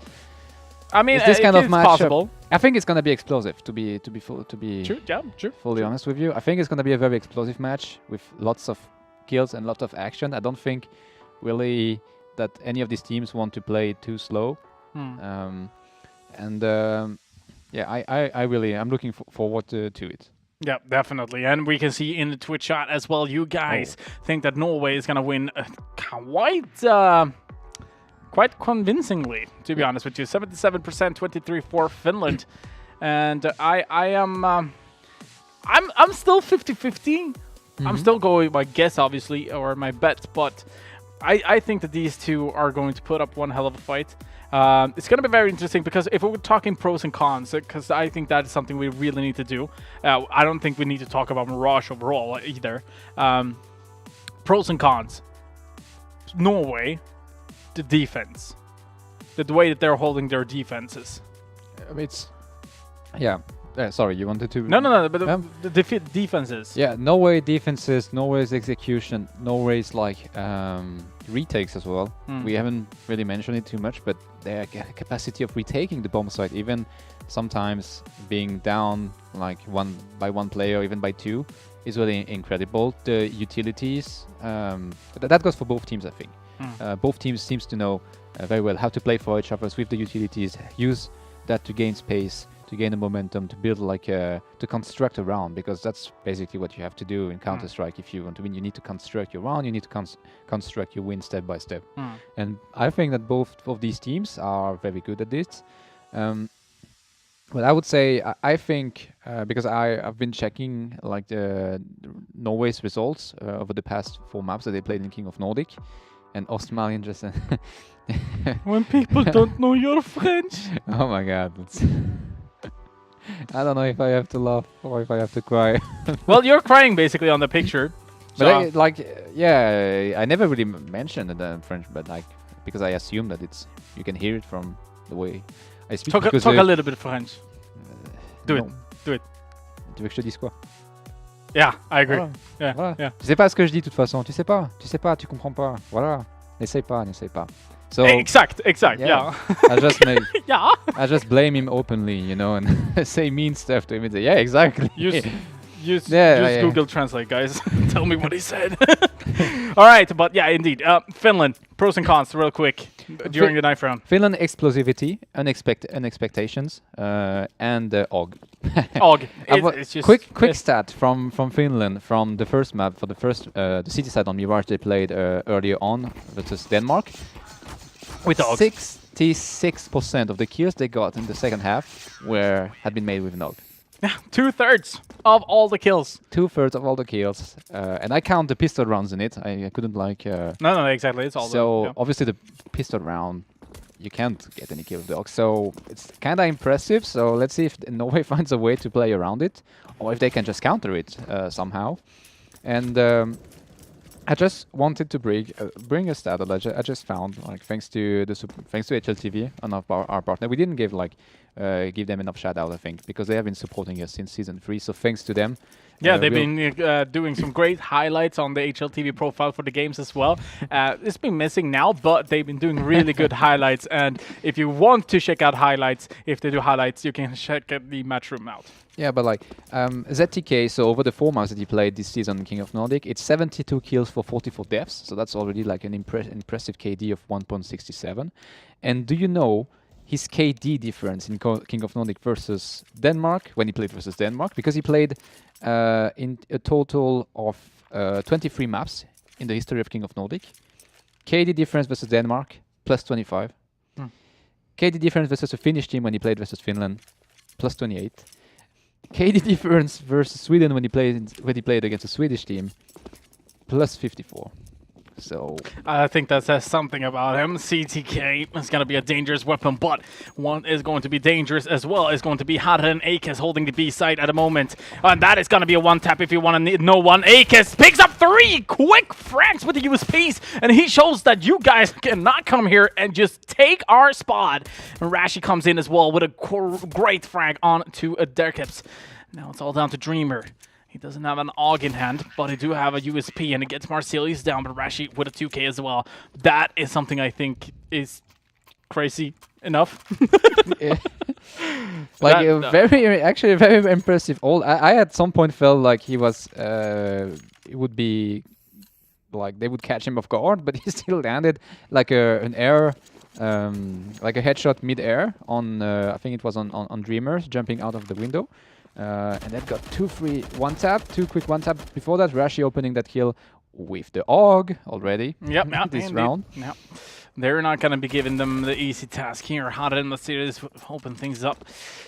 And, but Akes also, we need to talk about it. Last week he was standing, obviously, for Truth, who was playing in the first episode, where they took the throne, obviously. So Akes is a stand-in for him. Meanwhile, we have Marsilius standing for Ratifaction. And hopefully we will see these players coming back. But let's talk about that. Norway's not replacing these 2 incredible guys with 2 bad guys either. They're replacing them with really good players. Oh, and I mean, right now the pool of players in Norway, I mean, these guys know each other so much, thanks to the Telenor again, what we see Marsilius getting. He actually connects the kill with this Potato 90 twice, 2 rounds in a row, and get an AK for himself. So great use of that lovely weapon over there. But yeah, thanks to the Telenor League and these players, they play against each other, with each other every week. So they get to know, to practice together, to play a lot together. And that gives like this very strong defense on Mirage when Finland wants to execute. So no, I mean, this is just the first couple of rounds, obviously, but at the same time, we do see really strong Norway already, but they lost 3 members at the same time, so Finland is putting up a fight. Shadow. Good pre-fire there from Dreamer as well. They just spotted the Shadow from Russia just before the peak, so could have turned like very bad for Rashi. Fortunately, he managed to get out with his life, which makes Dreamer's situation a bit more complicated. Because he has 2 players to take care of, and he finds Rashi 1v1. Oh, this is possible actually for Dreamer right now, but the Molotov is obviously going to put him out of position, but they do know they should have had some sort of idea that they've been picking up a bomb. Then take a look at this. This Akes can read this. This is going to be incredible. So far, he's not going in for the rotation, though. He's staying in CT spawn. I'm not sure if Dream is going to be heading back towards the A side. It looks like he's going to be trying to get some control at least. And if he doesn't see Akes, he might be going towards B. And he does. But he do take his time. 14 seconds left until he needs to... Or actually 6 seconds left until he needs to get the bomb down. Fake plant. But he won't be able to go for the plant. No problem there. Akes waiting for the rotation now. Dreamer, could he potentially win this 1 versus 2 clutch? No, actually 1 versus 3, I think it was. It was 1v3, and now it's 1 flash versus 1 smoke. So let's see who make the better use of this utility, if they even use it, because Yeah, AK is going for the pop flash. Dreamer should have the information. Ooh, this is actually scary. And it is going to be a clutch for Dreamer coming in the third round. And then when it looks as dark and pulls that off. I mean, if that doesn't show that this is going to be a really good game, I'm not sure what to say, bro. Like lots of back and forth going on in that round. At some point we thought that Norway had. I was just highlighting the defense on the A side a bit in a joking way, true, but like it seemed very solid. And Drashi getting the information about Dreamer as well on the T spawn. I thought that would be, that would be the round for Norway. Like especially after they managed to survive from the first duel, but Dreamer coming very strong and even stronger with that kill on Harry. Holy bananas! But unfortunately, the rest of his team is just getting crucified by AKs on You can only do so much. Dreamer, though, picking up a second frag into the round, so he's not going to be giving up. And that is obviously going to Marcelius coming in as well with a 3K for this round. That was a good thing he did there, but it wasn't really enough. That's the thing. I mean, Norway is starting to run away with a lead. Not only that, but economy is not that good. It's not that great for Norway, so Finland could perhaps in some sort of way win this pistol round, or the upgraded pistol round that they bought. And that could give them a better opportunity in the late game. But so far, not a lot of money on the Finnish side. With that grenade as well, doing a lot of damage. Snowby taking his time here. Yeah, he does manage to get a frag. Marcelius looking the other way. What was Marcelius doing in that position without even checking underpass? He had no cover or anything. Well, maybe a bit of a misplay, miscommunication. Maybe he thought that Rashi had the line, which he didn't. Yep, 3-1, 4 versus 5. Rashi does manage to get their kips down. That's the payback. Yep, indeed. Gives them the opportunity to perhaps use push towards the side now. This is going to obviously give them a better opportunity now with the smokes coming in. Only 2 CTs on the A side. CTK though, without AUG, gets 1, gets 2, gets 3, gets 4. Yep, that is going to be obviously an eco round, so not much to say about that. Wasn't much that Finland could contest with. But still, I mean, 4K is a 4K. And it's a good warm-up practice for CTK for the next for the next round coming. Yeah, and I was just about to point out the fact that CTK had a very slow start, the 5 first rounds with like 0 kill in this part and for himself. He just got 4. That's probably gonna be like a good boost for himself. Well, a lot of damage being dealt. Again, we see Finland going very aggressive. Marcelius did not see the one going towards Sandwich on site. This is no, they does manage to get the bomb plant down, so now that is gonna give them a lot of money, and they should be able to buy up AWPs if they want to. Perhaps without armor, that's gonna be the issue. I think we are gonna see perhaps now when it's actually the first weapon round where they could perhaps buy all the utilities they need and all that sort of stuff. I think now would be a great time for Finland to try out being aggressive against Norway and just see how it works out. Well, because one thing we see is that Norway is a really good holding the defenses really well. Let's just see how Finland is going to be able to do this. I think of a turtle when I see Norway playing a bit, A turtle? Very very calm and slow. And slow but still ugly. Like kind of strong in a certain way, because you don't want to get beaten by a turtle. Trust me. Yeah, true. Wait. So that sounds like you've done it from experience. Never mind. Let's just drop that. I was in France, in Paris. And a turtle come up and beat the hell out of me. Yeah, exactly. But, I don't know. But no, but a very strong turtle. And let's see if Turtle Marcelius get the entry kill on Dreamer. And no real execution coming from Finland. From Finland neither. Sorry. No, I think where Finland is going to shine is actually on their CT side instead. I think that's where Finland is going to shine a little bit more. Because that means that they don't have to figure out how Norway is playing, basically. It's just going in for the defaults that they have, buying up the AUGs. Yeah. And then it's GG. Yeah, but you don't want to to lose let too many rounds Yeah, on the you don't T want side, to yeah. let Norway building too much of a lead at this point, because Norway has everything. They have been stacking up some money into their bank, so they can afford to buy for the upcoming 2 rounds. You talked about Finland being aggressive. It hasn't paid off yet. AKS has been had a very strong hold on that B side, and it seems like Finland wants to try it once more. Let's see if that pays out for them this time. But Harry's in a good come position. on. Hada is in a really good position. He finds one, he sprays and prays, and Akis is there with a grenade as well. Completely flashed, but it's going to be a trade at least, Akis. And now it's very important for Norway not to give that weapon to Dreamer, because I think it was an... Yep, now Akis actually switched it out. So he held an AUG, and now he dropped the AUG, pick up an AK. So if he managed to get the AUG on hand, that's going to be dangerous. Oh, God! Oh, okay! All right, well, welcome to the game again, Rashi. He's a little bit of luck in that sense, but, you know, doing what he can. He misses the first bullet there, but just jump shot. Maybe we should call Valve and get a spray paint there. Maybe. No, but like nothing really Dreamer could have done in this situation. He was completely like blocked in this apartment with that CZ. Tried to bring down one of the CT with him before falling, but what happened in that smoke again a bit too short, giving Marsilius just the space to just pick with that AUG and punishing Snow before it.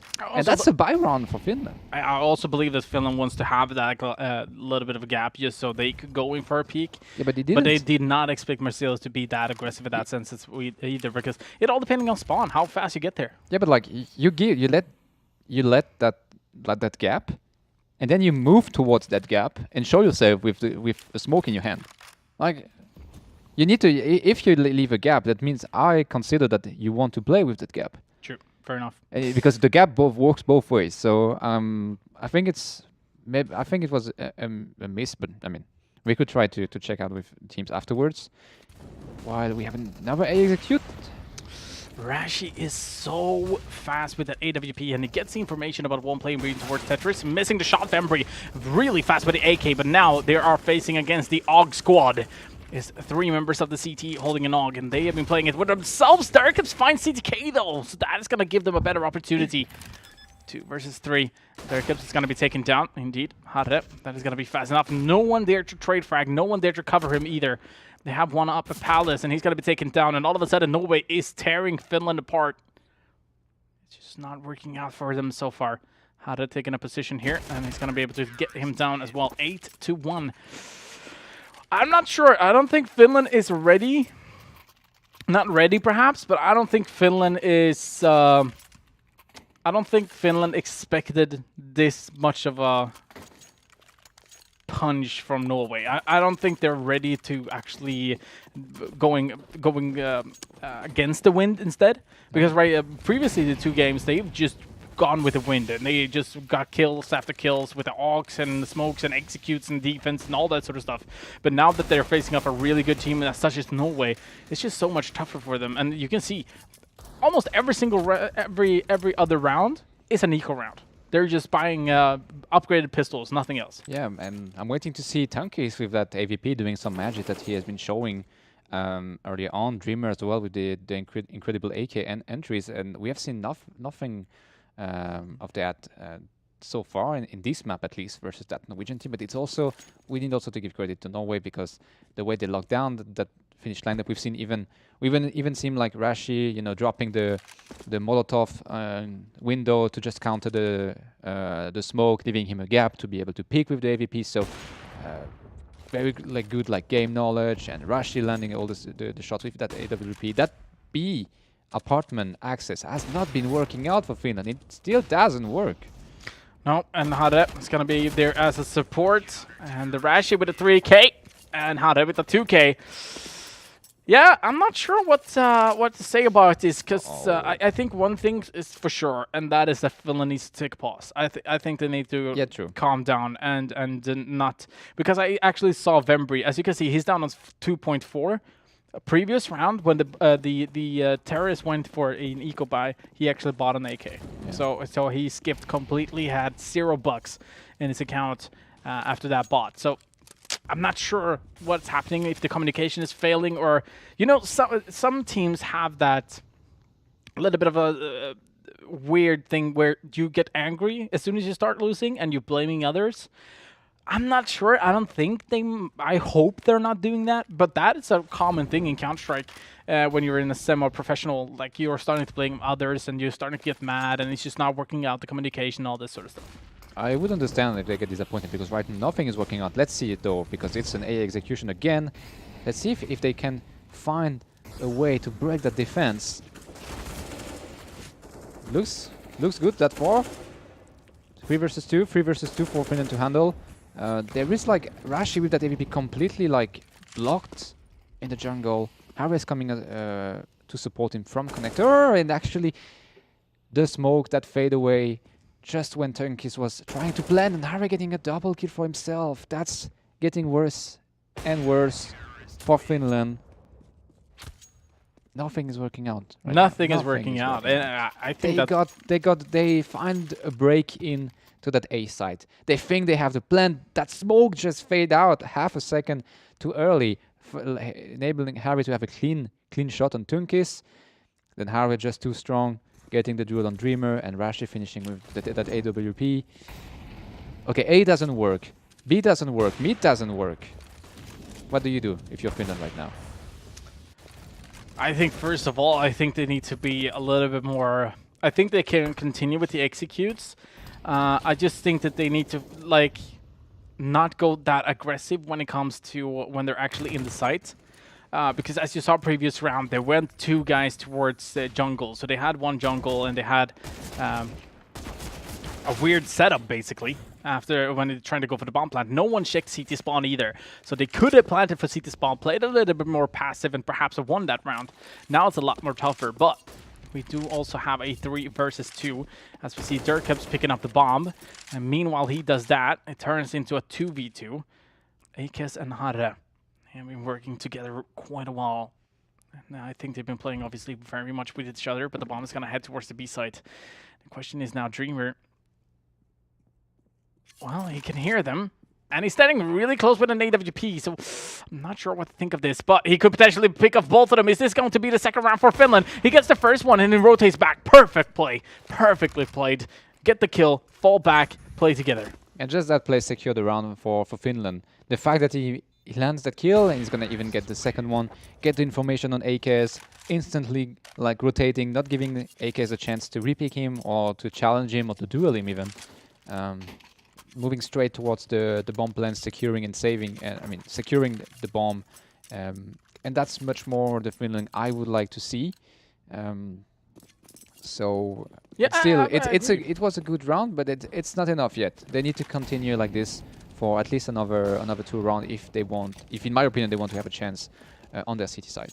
Exactly. Now, though, with the economy that Norway has, they are going to be able to buy at least 1 more round. Yeah. If they manage to win this one, I think it is going to be 13-2 in the half, which is obviously not good for Finland, but we've also seen them on the CT side, how aggressive they are. Let's take a look at this again. There's going to be a flash coming out, but Marcellus is not flashed. He's not completely flashed, and he gets at least one of them. But Vembry is there too for the trade. But Rashi with the AWP, and also all of a sudden Vembry picks out his knife, trying to rotate back, and he's going to be punished for it. Dirkup's on the other hand is pushing towards the CT spawn now after getting a kill onto Rashi. They have the information. Now the question is, the flash from a teammate, and that is going to be some trades. The bomb has gone down, so that is in favor for Denmark.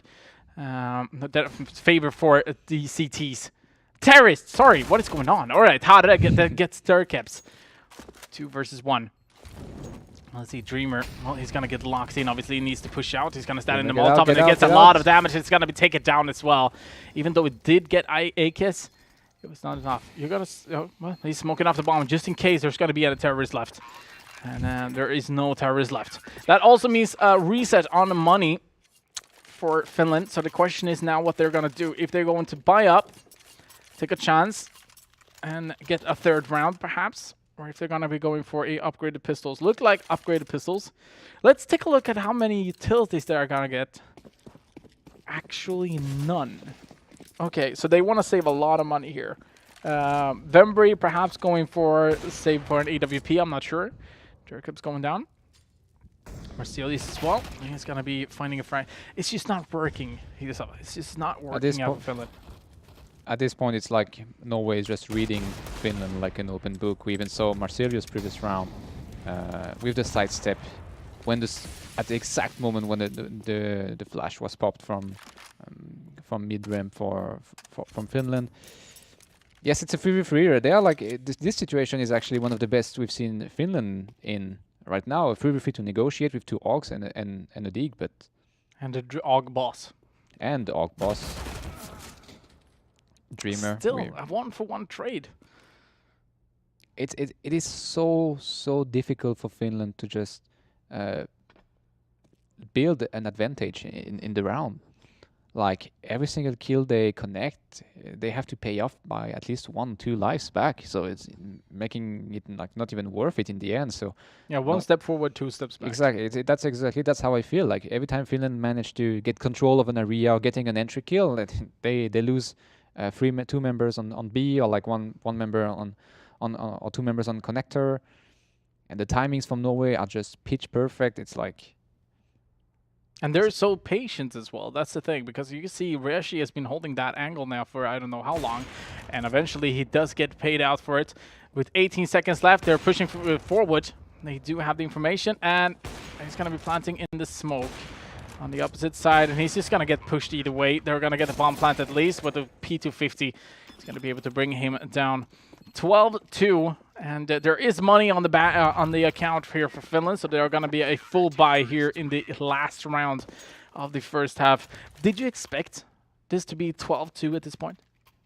I was actually expecting. I knew, like, because we talked about it and because we've seen Norway playing so well for the past 2 weeks, I was expecting Norway to come strong on their city side and locking down Finland pretty much. But I was also, on the other hand, hoping and expecting Finland to find ways to break these defenses at some point. Maybe not every single time, but at least once or twice. But so far, it has been Norway all over, like all around the place this entire half, and not leaving anything to Finland really.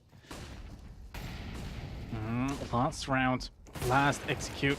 CTK finds 1, finds 2, finds 3, finds almost the 4th. And that is obviously something that they do like in Norway. And now the last member is Tunkis, and he's going to be taken down as well. This is a tough one. This is a really tough one. And I'm not sure how Finland is going to respond to this. Now, hopefully, we've seen Finland on the CT side, and they can do magic when it comes to holding their Augs and the way that they're playing. It kind of reminds me of how Norway's playing, except that I don't think that Finland really has the setup, the perfect setup that Norway has, because they're always cross-firing, always had someone at the point. But if we're referring to the Mirage we saw earlier, I think Finland might be doing really good on the CT side, but still, Norway is a very, very tough team to face off against. And we are going to be taking a look at the second half right after some short messages. And this is something you want to stay for.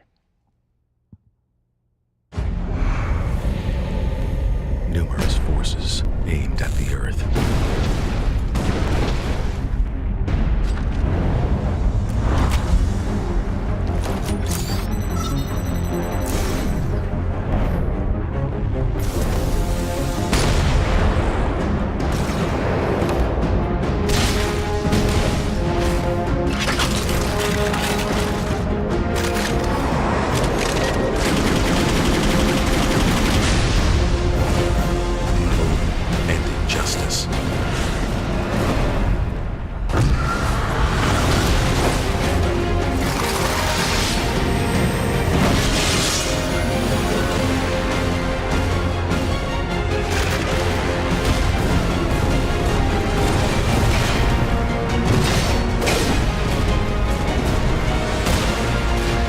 The glorious battle begin.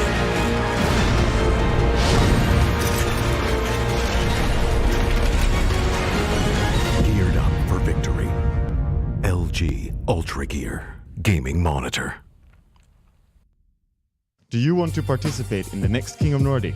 esport.dk, csgofinland.fi, gamer.no, SwedishProLeague.se.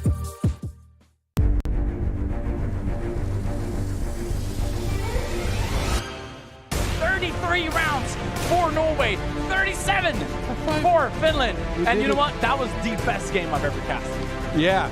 Norway, Sweden, Denmark, Finland. Only one country to take it all. To show the others who is truly the king of Nordic. Welcome back. Norway is on a streak, and you can definitely call it a streak because they're up at 2 weeks on the throne, and it truly, Hirosava, looks like it's going to be a third one as well. Yeah, at this point, everything comes down to that pistol run, I feel like, because if Norway can secure it, then it's pretty much over for the Finnish squad. And I don't know really much how to analyze the situation and what to say. I want to call it the French or the G2 syndrome, you know? You can perform one best of one, like God likes, and you feel like untouchable, and then the next run, the next map, you lose it all completely.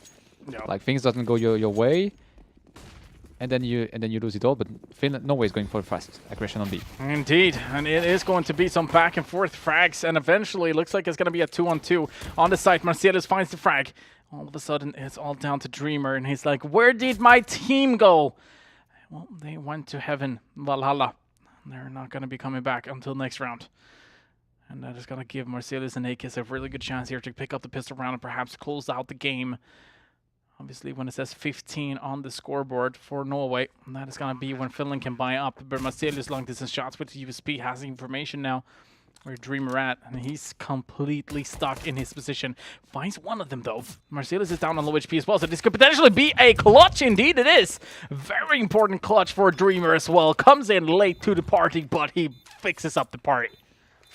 And the rest of the Finnish lineup, the rest of his team, needs to take him as an example, because despite like Norway being up like 10 rounds ahead, I think Dreamer is still leading the scoreboard, if I'm not mistaken. Maybe we can have it confirmed by from our lovely observer. And that was the first shot was actually crazy.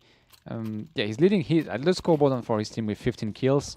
And if the rest of the team can step up to the level he's pulling off right now, then I think Finland still has a chance in a chance in on this final. I'm sorry. Not only that, but the AUG boss has been picking up his AUG. Yeah. And there's going to be a push out mid, and there is going to be a slaughter after we do see Snobby finding 3 quick frags. Now we do have Marcellus finding at least one of the frags, but this is perhaps not going to be enough. He is going to challenge the CT player as well. He goes out high and he picks up 3 quick frags on towards the A site, and the bomb is in a really bad position. But they have control. That, but they still have a chance here to really pick out Finland, and especially with Snobby and Dreamer having the AUGs and went down. This is a really good. This is actually in favor for Norway, I would say, with the AK on Marcellus. The AUG on Rashi, even though he's down on low HP, but we still have an SMG, can't shoot from long distance with that, so it all comes down to Derkeps really to be able to put up a really good fight here. They're down on pretty low HP, so it shouldn't be that dangerous. Well, let's see how this is going to turn out. Rashi, well, he gets the first one. Derkeps goes out. He does have a really good flash with him, but it's Rashi, and he's going to be going down. Finland starting to get back, but it costs 4 lives. This is way too close for comfort for Finland. Like, yes, they get around thanks to that like great triple kill from Snobby mid lane, and he drops the bomb. He sees the bomb. The info has been given. Bomb has been dropped mid. Yeah. Then like Snobby rotates. He's 17 HP left. He goes to stairs. Oh, he faces Marcellus. Marcellus gets an easy kill on him. Why the hell would you go back to A, send 2 players there, try to challenge Marcellus with his AK? I have no idea, to be honest with you. I mean, they had the angles, but one thing's for sure. If it weren't for that flash, the last flash here from Vembry, I think it was, that would have been helpful. That would have been perhaps even GG. But there comes Vembry. Will be opening up 2 frags at least. Rashi will be picking up an SMG, and that's it in that situation. Derkeps still in a really good position. They have no idea about him, and he's going to be cleaning up 5 rounds now for Finland. Starting to make their comeback worth, and they still have 3 AUGs on their name. Vembry, perhaps it's going to be buying up an AUG as well. Again, very important here for Finland to play every round as their last. Yeah, at this point, it's pretty much do or die for Finland. They cannot let Norway take any kind of any round or any kind of point. And actually, they decided to put a scout in Marcelius' hand, and because of the performance and the level he's putting off tonight, it can be. They need to respect him. Definitely. They need to respect him. And I would say it is pretty much doable, but Oh, that made the deal. I wasn't Not as as much much. as No. expected, yeah. Anticlimactic. Sorry, guys. We built it and we dropped it instantly. So. Yeah, it was a rock. Down. All right, let's see. Marcelius, well, he will be able to do some damage. Snobby down on 16 HP, 13 HP. Tunkis is going to have a free kill here in mid. It's going to be a Molotov as well. He's forcing out the terrorists out of that position. Tunkis, again, getting challenged, but picking up a second frag of the round. Not sure why he pushed in that sense, but Derkips is going to be flashing out mid. Tunkis and him is going to be going out for a peek, and they find 1, 2, and yes, that's going to be the 4th kill of the round. Rashi all down to him. Uses his deagle, do some damage, but it's not enough. It's 6 rounds now for Finland, and they're starting to make their way back round after round, but there's a long way to go. Yeah, but they secure that round at least, and most importantly, no one died on the Finnish side, which I think is crucial for them because they need to build up the bank for themselves, obviously, but they need to be able to rebuy instantly if something goes wrong. They cannot like nowhere reaching the 15 points mark without challenging them. And here we go, Tunkis with Og, and they're just lining up. What are they doing? Tunkis with a 3k mid. Snobby finishing off Akis as well. Rashi all by himself all of a sudden. I'm not sure what Norway's doing at this point. That felt really weird. Rashi will be able to finally find at least one. But that's not enough to win a round. And to be honest with you, to be saving that AWP for 1 minute and 15 seconds, that's gonna be a challenge. And he found at least 2 kills, but going back to trying to find his find a bomb, and also with they have the information about him being there. They're trying to take a look. Oh yeah, indeed, Rashi, he gets the information, but he also asked someone towards mid now, and if he can get this frag, then it could actually be possible. Oh, there's going to be a flash, but it's just not going to be enough for him to take a peek onto that. And there we go with the Keps finding the frag. Not a lot of money on the way, but they still will be able to buy up here. It's going back and forth. What? You're sitting here, and you're like doing not a smug face, but it's close to it. It's more like, what the freaking fudge is going on? I honestly, You're I don't know. smiling like... We were just highlighting and mentioning how Norway was playing super well and flawlessly, like on their city side, and they are doing the same kind of mistakes we've seen Finland doing on their T side as well, with the poor with the poor executions. It's a bit too slow. You line up in mid, you know you're facing Ox. You've seen Finland playing it. You've been killed by Finland with this Ox, and you still maybe a bit overconfident, sending 3 players, challenging him, and thinking like, okay, even if he gets the first kill, we're gonna be able to refrag. But once again, that Og gets down, but not before taking down 2 members with him. No, and this is something that Norway needs to be a little bit careful about now. They need to find a way. How can we counter the Ogs? Because one thing that I can see from Norway on their T side is that they're very, very grouped up when they're attacking. They're even almost lining up with each other every time they're going to be pushing out. Which is understandable. Sorry, at some point, because you're like, the Og cannot deal enough damage to really body kill anyone instantly, so it will require 1, 2, 3 bullets at least. So like, okay, if we send 2 people, while Akis is trying to do some magic, and he can actually, 2 of the Finnish members are down to 13 HP, so we're gonna focus on that before. I think that smoke just could end up the round. He found a space to push through it without getting spotted. Oh, you gotta be fudging shitting me. Here we go with Akis, and he's throwing a flash as well, and he's getting almost a kill. Are you serious? 1 HP is what he's surviving with. 1 HP. I can't. I don't know. It's way too close for my heart at this point. Because even though like Finland is building up some consecutive wins, give a good, and we need to give credit, and it's always a bit too close for comfort. Yeah, definitely. They I could mean, secure one the rounds mistake, way. Yeah, one they- mistake, and that could be out. You know, in football, when you don't, you have clean sheets when you don't score, when you don't take a goal, and that's what Finland should focus on, I think. But wrongs. Yeah, bad start with Harry opening on Snowbee here. Again, the smoke with the gap, Marcelius. And One oh, he survives to 1 HP again. Take a look at the HP here. CTK down on 4 HP. Marcelius 1 HP. If we turn our heads towards Finland, they have Tunkus down on 40, but it's not more than that. Let's take a look at this push here. They're getting the first kill. No one there to revenge. Yes, there is Akis, a 26-year-old. Coming in as well, trying to get a second frag, but is not going to be able to do that. Comes back and forth. Marcelius and CTK, the only 2 members alive. Have an AK in hand and also an AWP, but doesn't have their lock on their side. They could perhaps go towards the B side, which would give them better opportunity.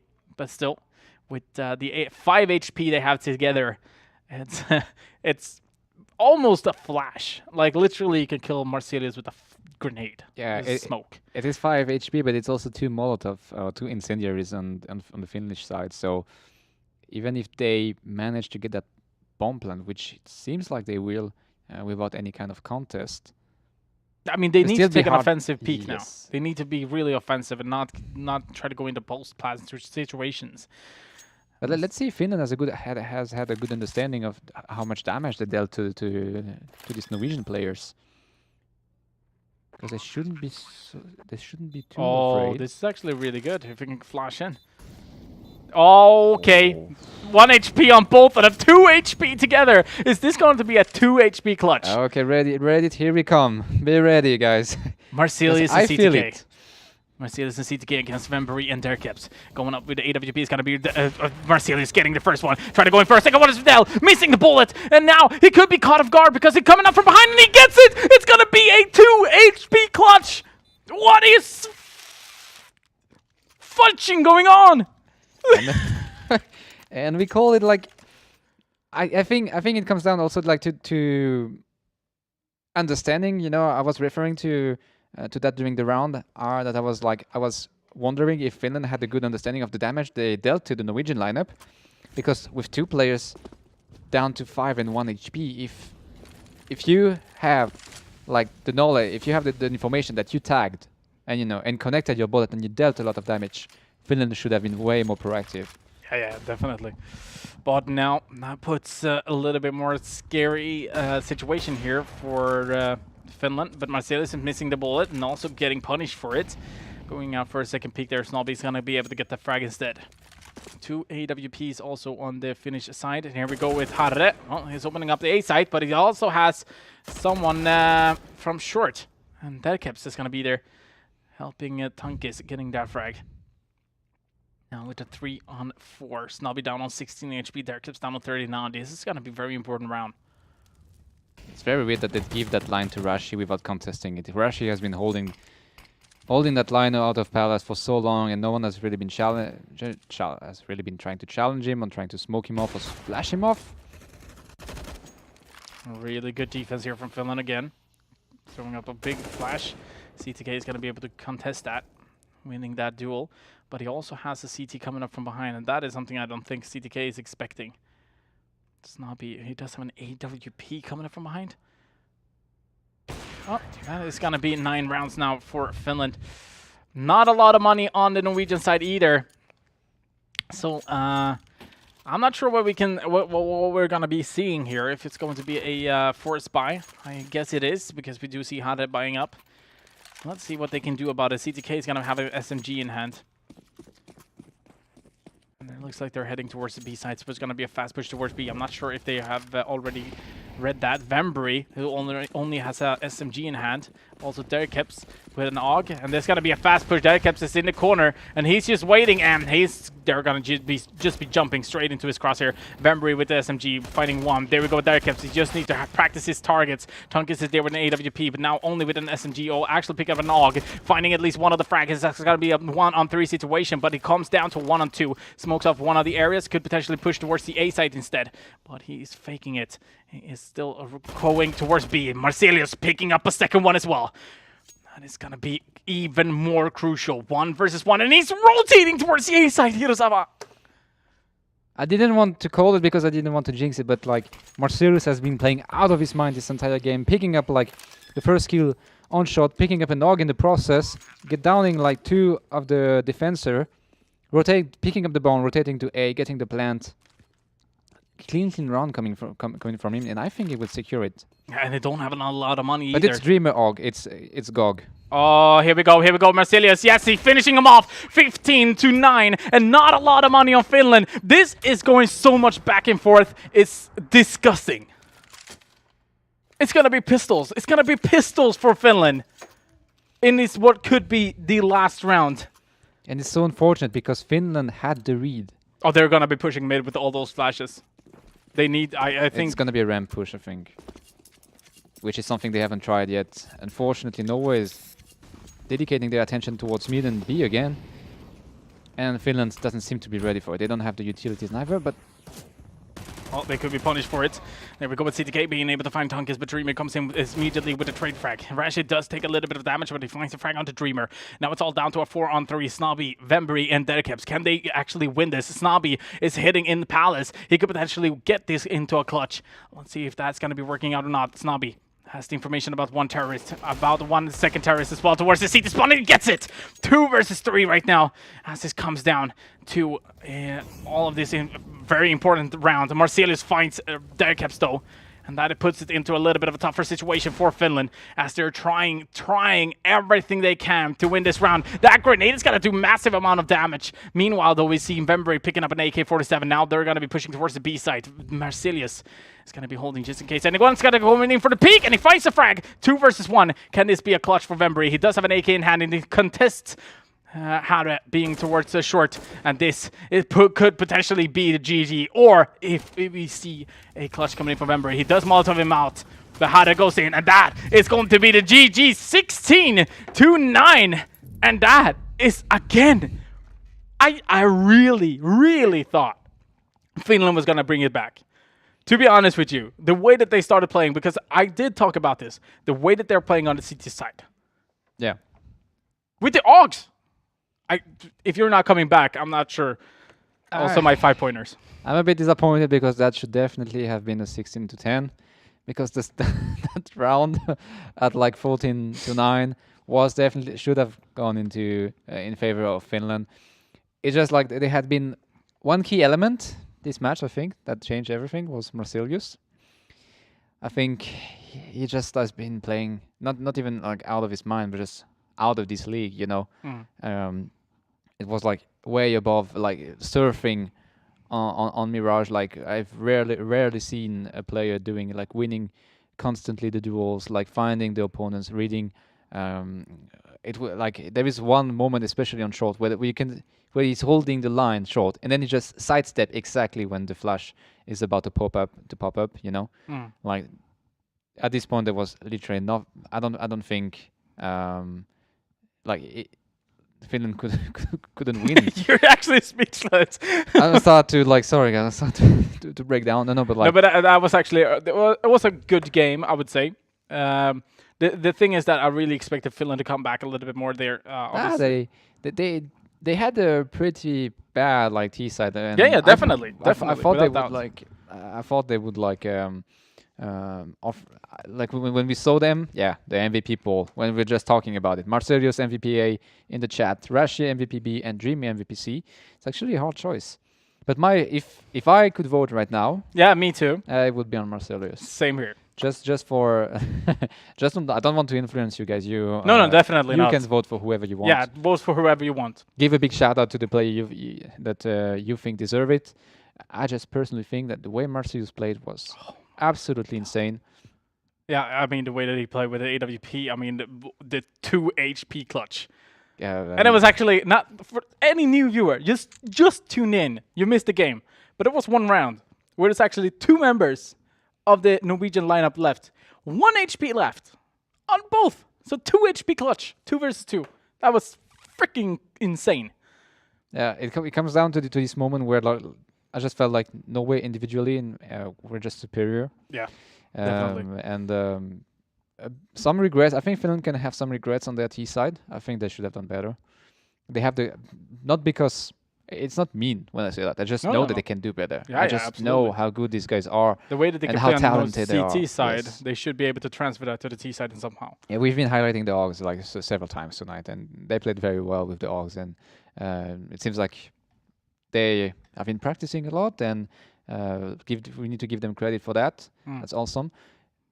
But on the T side, you cannot only rely on the city sides with the Augs to win your maps. You also have to secure at least a decent T side, at least get 5 rounds, and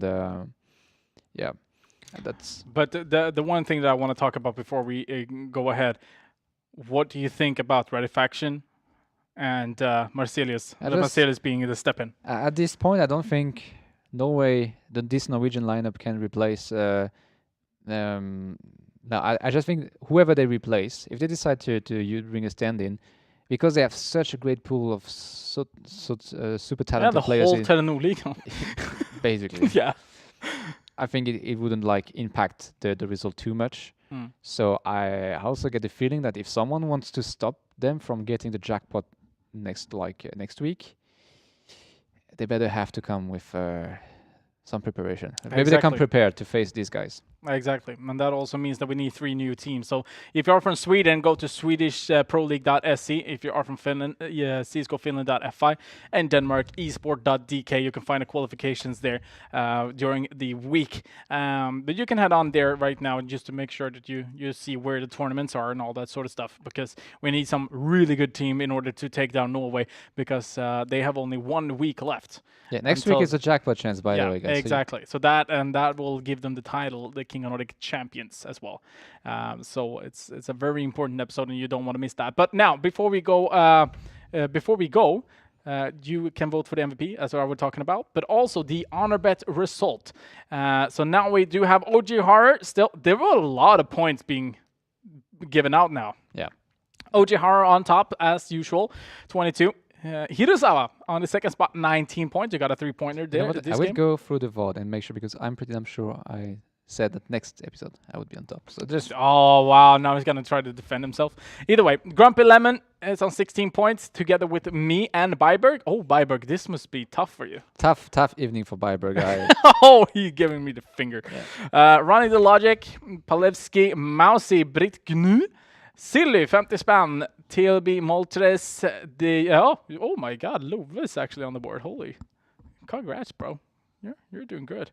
NZG, Mecha CS, Syvex TV, Hellberg CS, that's a guy we know.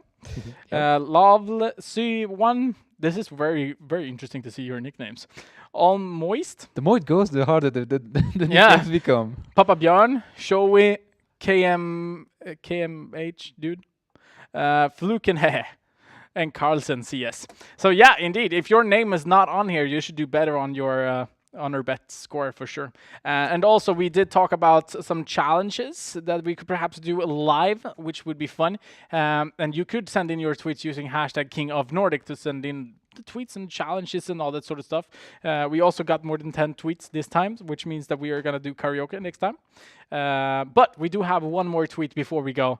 So let's take a look at that tweet now from Pioneer at King of Nordic. How are you guys? Are you guys doing there? Casted from Russian stream here. Oh, hello, dude. Yeah, and it's actually very frequently we forget about our lovely Russian partners, but they have been here since the not from the season 2, I think. Yeah, they actually came in. Yeah. So they've been here a long time. Thanks a lot to you guys. We have actually 2 partners. Privyet? No. Sorry? Privyet? Privyet? Privyet? Is that thank you? No? Love is laughing his ass off. I'm sorry. I'm sorry. But thank Pioneer for your support and for the hard work you're pulling. Hope you enjoy the tourney, the journey, the matches overall. I know that lots of Russian viewers like to follow the banter between the Nordic countries, and maybe in the near future, who knows? Maybe Russia might King of more than Nordic. That's yeah. I was thinking the same thing. But we do have the MVP poll, and it's a convincing 80% for Marcelius, and I think he deserved it for sure. Now, for the overall MVP, we have 3 contestants. Head on to our Twitter at King of Nordic, and we will have the poll open from 2 after the episode. So you can head on there and vote for the overall MVP that we're going to be bringing up next week, and also the challenges. So make sure to tweet in for the next episode, hashtag King of Nordic. Make sure to follow me. Can we bring up the name tag? Do we have name tags for just us two? Now the production says that it's gone, unfortunately. I'm very sorry, Jasper. There is no graphics. Actually, the graphics computer is off right now. Actually, the graphic producer is off right now. Actually, the entire production team is off right now. Yeah. Yeah. There. Oh, we actually had it. Nice. Holy. So make sure to follow us if you can see. If you want to, you can pause. You need to play with it. I would like.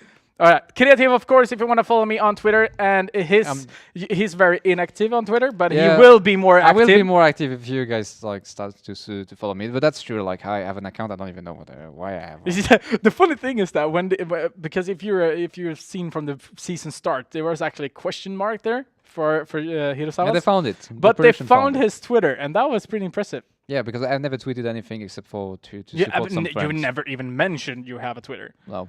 Like but it's Hiroja. Yeah, exactly. I don't even know myself. Hirojojo. Yeah, Hirojojo. Oh my god. What? Jojo. Do you know if we can rename your Twitter Yeah, you accounts? can. Yeah, you can. Okay. So we will change that also. But guys, next week is going to be a very, very important episode. It's the jackpot chance, as you were talking about, and we don't want you to miss that. So it's going to be the same channel, same time, and different teams, except for Norway, obviously. Yep. And also, would you like to say anything? I was afraid that you would. No, I'm professional. No, you're good. You're good. Like it's just I actually would like you guys. We talked about the challenges, so please send us your suggestions like at hashtag King of Nordic, and we're gonna try to be more interactive with you guys during the. Yeah, we can answer some tweets. Yeah, do some stuff. Maybe that might even in the future involve you directly. We don't know. We'll see. Something a bit more interactive will be fun. And something we mentioned, we talked about that King of Modern Nordic like for ID that we've had since quite a long time actually. Yep. Maybe you guys could tweet it like tweet us or go on the Discord like. By the way, we have a Discord, ! Discord in chat, I think. Yeah, ! Discord, exactly, to get the link that will direct you to the Discord. And there we have a feedback and like open ideas discussion. And I would actually be interested to know if you guys would like to see the concept being extended, and if we extend it, where and how. That would be very interesting. We are always very happy to get your feedbacks. Very open to it as well. And we discuss about it a lot internally, so feel free to just go there and express your ideas. It would be great. Exactly, and we would like to thank our partners, obviously, everyone that does everything every week for the qualifiers. Esport.dk, Swedish Pro League .se, esportfinland.fi, and obviously Gamer.no, who's on the throne right now. Haven't really had a qualifier. Happy about that. But the MVP has also closed now, so Marcel is a convincing 80%. No problem with that. But obviously, we would like to thank our partners for doing that. LG and Clean Drink, you're doing a fantastic job supporting us, making sure that we could do this. Talking about LG, like stick around in the upcoming week, maybe next week, maybe the week after that. We might have something coming for you in partnership with LG. Like I'm not saying more than this. Nope. If you want to know more, follow us on the social. Yeah, follow us on our social medias, both King of Nordic Facebook, Instagram, and Twitter, and be there next week. Exactly, and also thanks to the Russian stream for doing everything. Thank you, Mary, for what you've done tonight, and thank you, and thank the players, and thanks the guys in the back room doing. That's actually one thing I thought of it before, but I forgot it now. Thank you to Carl. Yep. Holy shit! You know, he's actually doing some crazy stuff. He's doing your job. Yeah, he's doing double. He's actually taking care of the admin and observing. So he's doing twice the job. Yeah, double the job. Double English. Exactly. And also Love, who is Love. If you were here, you would understand. Emil doing an amazing job also. And is there anyone else?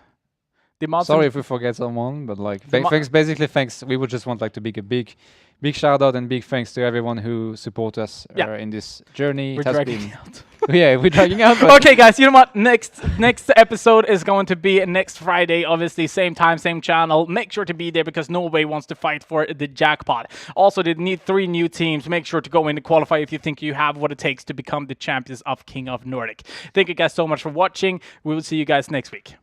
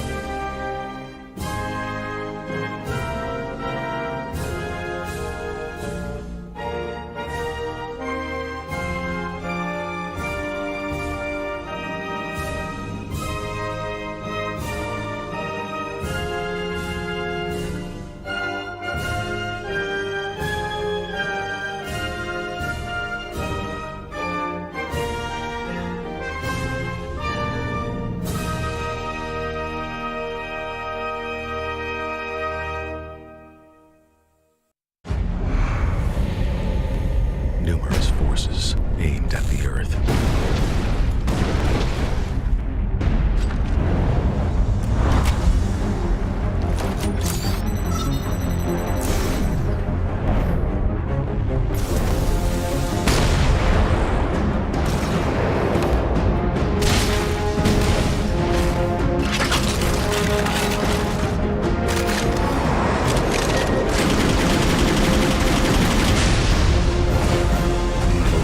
And injustice.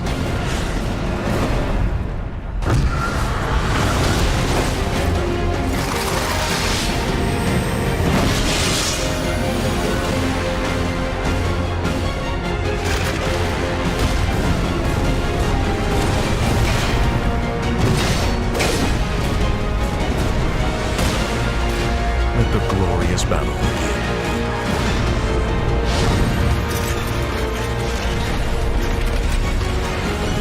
Geared up for victory. LG Ultra Gear Gaming Monitor. Do you want to participate in the next King of Nordic? esport.dk, csgofinland.fi, gamer.no, swedishproleague.se.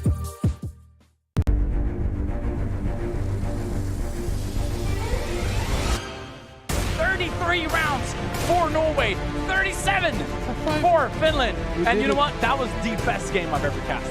yeah, Norway, Sweden, Denmark, Finland.